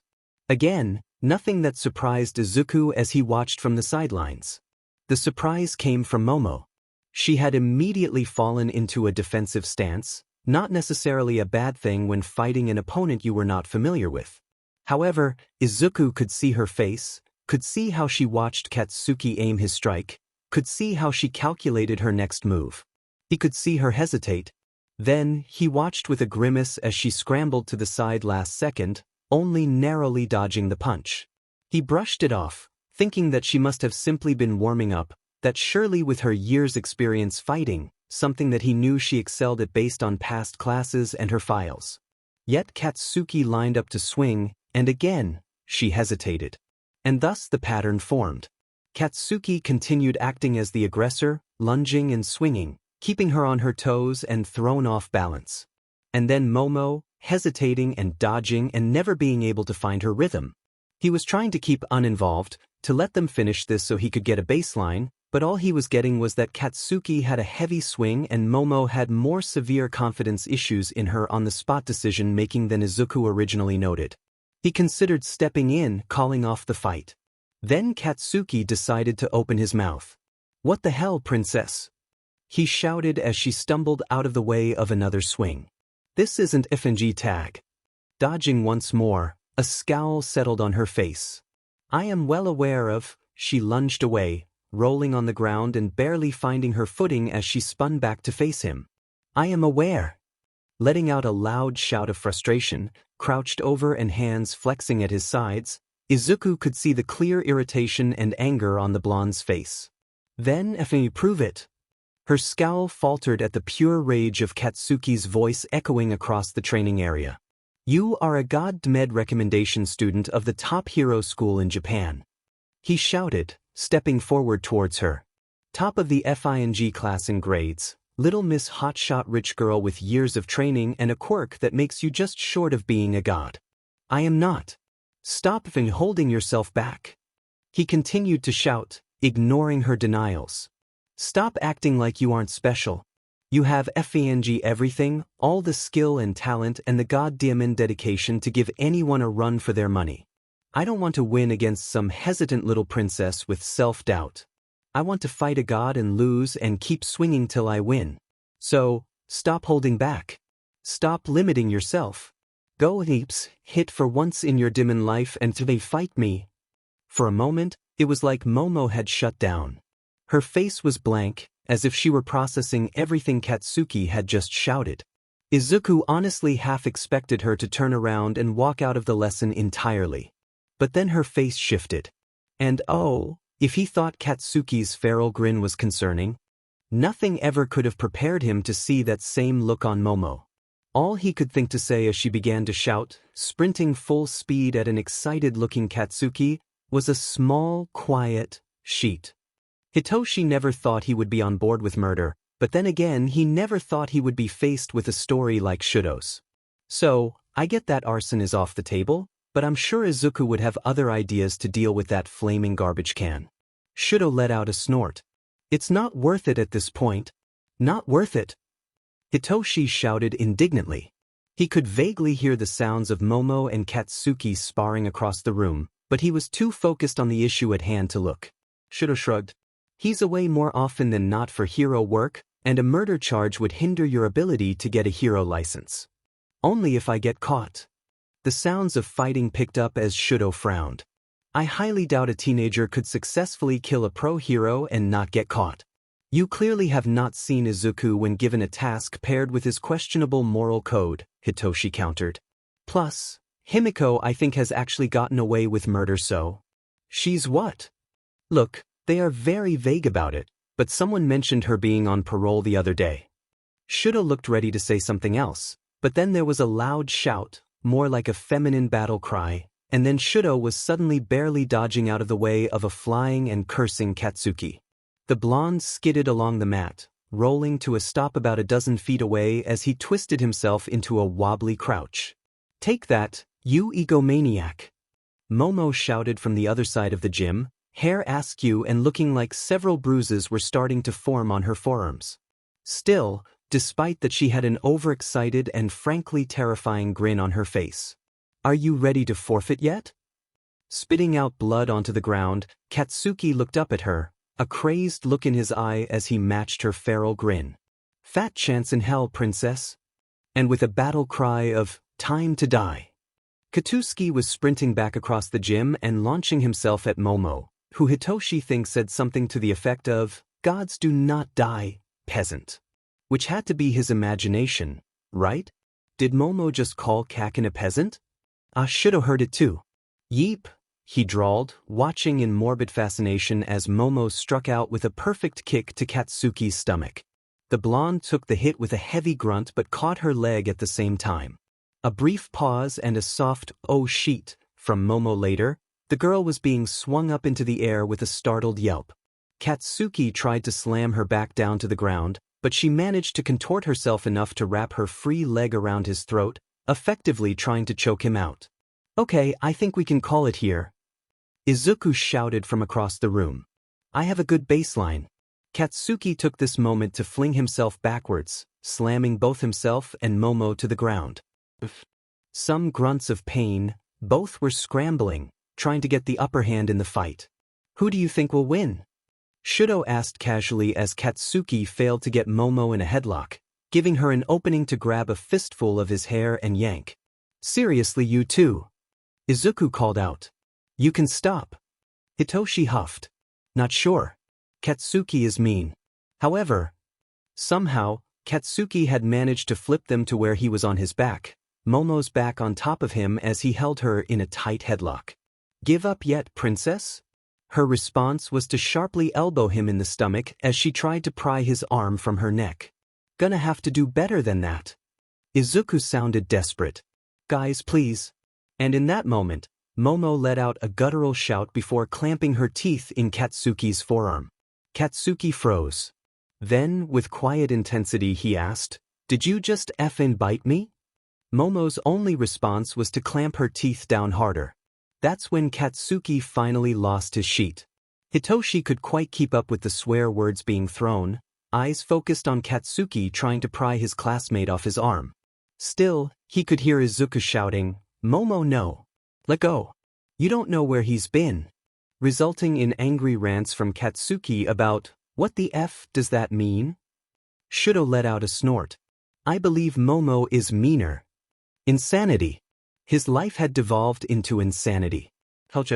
Granny, Midoriya is banned from running training sessions without another teacher present. Loud uncle? Cat dead. Do I even want to know? Problem child. This wasn't my fault. Granny, the extensive injuries to Bakugo and Yaoyorozu says otherwise. Flatty daddy. Cat dad. What happened? Problem child. Look, how was I supposed to know Momo was that close to snapping? I just thought quirkless sparring with Kaken would boost her confidence. Granny, it boosted something or... Cat dad. Did you break my one sane student? Problem child. In my defense, I don't think she was sane to begin with. What? So, I am guessing Bakugo said something out of line, and they fought? Problem child. More like Kaken gave a weird pep talk, and we learned that Momo is more feral than him. Diglett. There is no way that sweet straight A student is even remotely feral, let alone more feral than Bakugo. Granny, tell that to the 7 stitches I put in Bakugo's arm from where Yaoyorozu bit him. Several people are typing. So, what exactly are they doing? Before Izuku could answer, he was interrupted by Katsuki shouting, Rock, paper, scissors, lizard, all might. Izuku sighed. They are playing rock, paper, scissors, lizard, all might. They were currently all piled into the nurse's office. Yagi stood at Izuku's side, some stray scratches still on his face from the incident with Nedzu earlier that Recovery Girl refused to heal. He watched the scene with a look of confusion and a little concern based on the shade of red Katsuki was turning. I gathered that much. Katsuki's hands started crackling.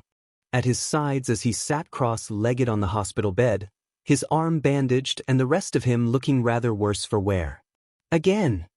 Momo honestly did not look much better, dotted with just as many bruises and her hair hanging loosely around her shoulders. With a rather amused look from where she sat primly in front of Katsuki on the bed, Momo asked, Are you sure? Hitoshi, sitting in a spare doctor's chair and casually spinning as he stared at the ceiling, drawled, Doesn't she have about 18 wins to your 5? We aren't counting the ones from before we switched matches. Katsuki snapped back. Leaning on the wall near Hitoshi, Shudo blandly asked, So, her 12 to your 0. At that, Katsuki made a sound that distinctly sounded like a cat when you step on their tail before turning back to Momo. Best 13 out of 23. She shook her head while smiling. Very well then. Both were banned from sparring anymore by Recovery Girl, but refused to end without a winner, so they tried playing rock, paper, scissors earlier but kept tying. Izuku explained quietly to Yagi as the pair readied themselves for another round. So, Kaken recommended. Rock, paper, scissors, lizard, all might F dash. More crackling explosions. Again. Yagi looked even more concerned than before. I am assuming the difference is adding the lizard and the all might? Izuku nodded. Holding up his hand, he made a fist but lifted his pointer and pinky finger. All Might. Then he opened his fist and mimed his 4 fingers, running? Sort of. Lizard. And how do those work? All Might beats everything but lizard. Something seemed to click in Yagi's head. Do not tell me. Kaken only picks All Might. Izuku stared at his childhood friend with a tired expression. He has always picked All Might. Oi!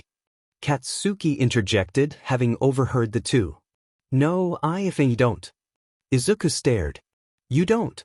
Katsuki's brow twitched before turning back to Momo.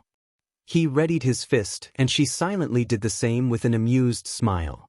He then called out, rock, paper, scissors, lizard, All Might. Kaken threw out a lizard. Momo threw out a rock. Shudo loudly asked, rock crushes lizard, right? The sounds Katsuki made honestly could not even remotely be described. Seeming to ignore Katsuki's mental breakdown, Yagi asked, wait, how does a lizard beat All Might? Izuku shrugged. Kaken and I made the game when we were 4, and a really big lizard lived on Kaken's back porch that would chase us. So you decided it could beat All Might. Tashinori-san, it was a big lizard. But All Might. We were 4.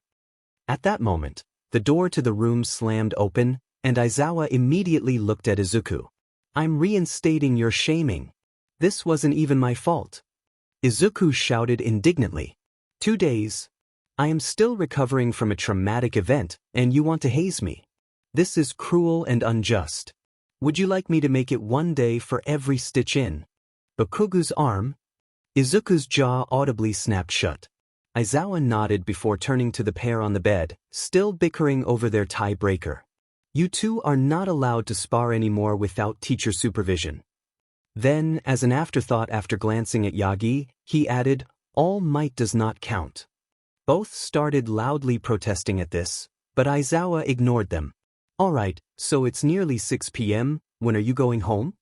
Still seeming irritated, Katsuki snapped, I'm texting the hag and telling her I'm crashing at your place again. Momo perked up at this. May I stay the night as well? My parents are out of town currently, so I would just be returning to an empty manor. Aizawa's face twitched, but he simply nodded. So long as your parents know where you are and approve, I do not care. Yagi's ordering takeout. I am. Considering there is a giant hole in the ceiling of my classroom, yes you are. So are we ordering from the usual place or trying something new? Izuku whipped out his phone. I'm inviting Himiko over. Aizawa groaned. I need a bigger apartment. Helcha. Cat Dad at Rat Satan, I need a bigger apartment. Vladdy Daddy, and why should you get a bigger place?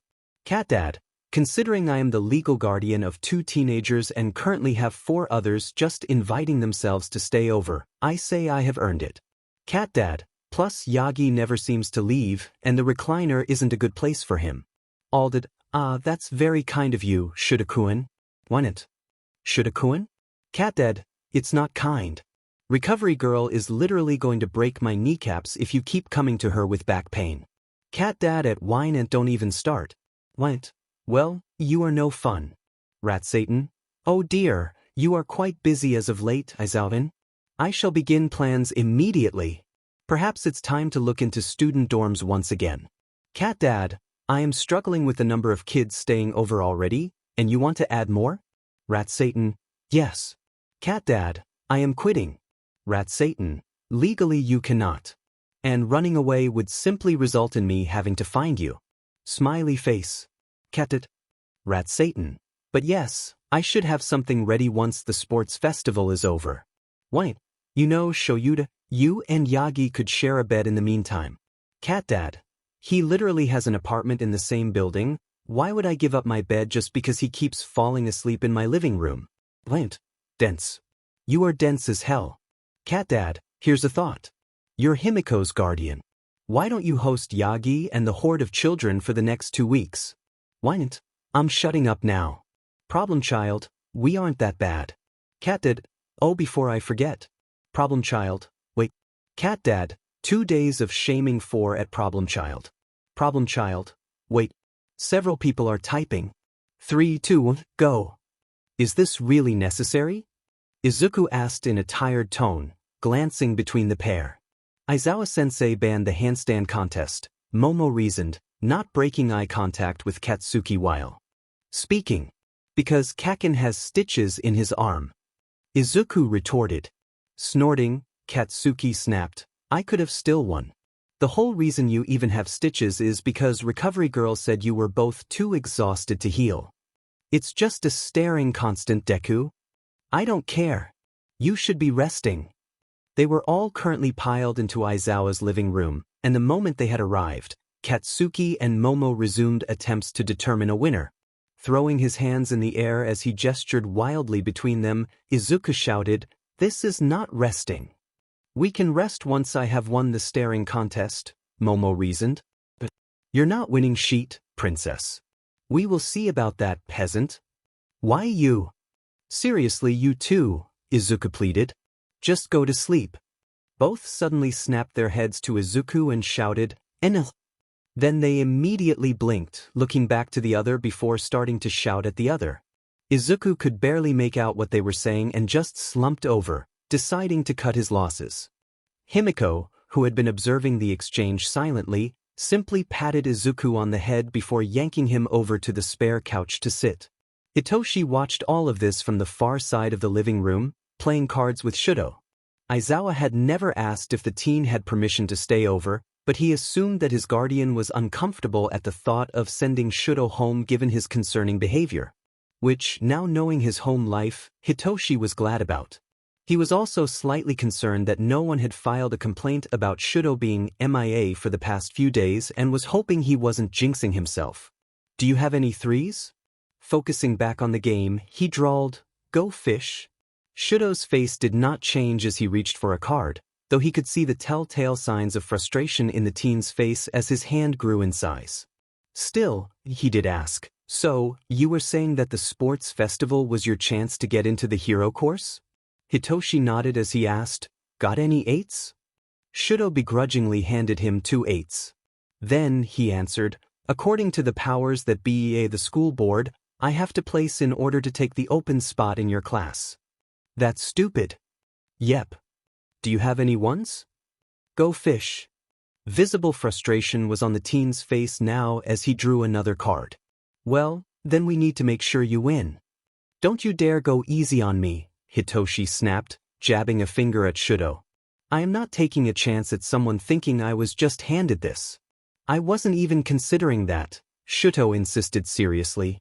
As much as it would be nice to have you in the class, you need to earn it. Glad we are on the same page.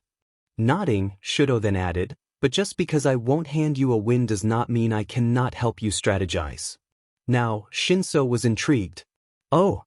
As of now, I am the only one who knows the true nature of your quirk, Shudo explained, a small, almost devious smile creeping on his face. I say we use this to our advantage, along with a little psychological warfare. Okay, now I am intrigued. A genuine, pleased smile spread across Shudo's face. Then Shinso asked, Got any 4s? God damn it. At that moment, the door to the apartment slammed open, and everyone scrambled to their feet. Yagi stood in the doorway, brandishing several boxes of pizza high in the air. I am here. Himiko squealed, practically shoving Izuku off the couch and sprinting across the room. Pizza! Pizza! Hitoshi then got to watch as the girl practically climbed Yagi like a tree, ignoring his pleas for her to calm down and let him sit the food down. At some point, Aizawa had wandered in, arms crossed as he watched the scene with a sadistic grin. Hesitantly, Hitoshi asked, Are you not going to help him? Aizawa glanced at him. There is still a hole in the ceiling of my classroom. I am aware.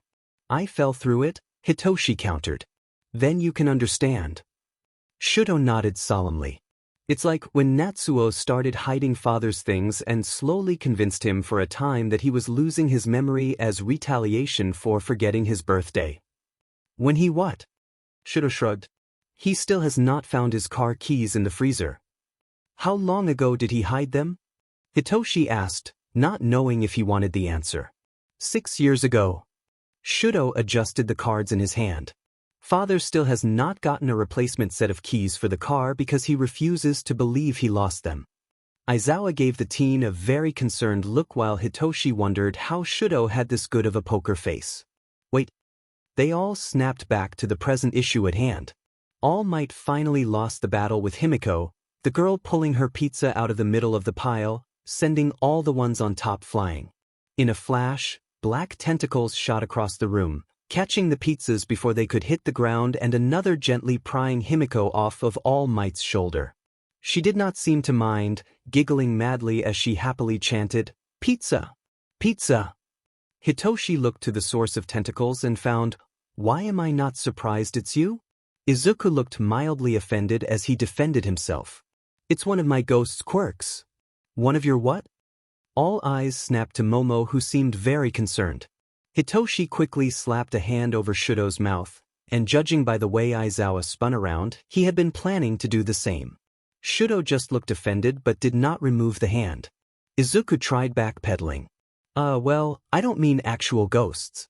Suddenly, the remaining boxes of pizza started floating from All Might's hands, bouncing up and down in the air as if someone was dancing with them, and Perescent Mike began loudly yelling at the open air next to the boxes. Momo gave Izuku an unamused look. Izuku simply muttered a quiet, "Sheet."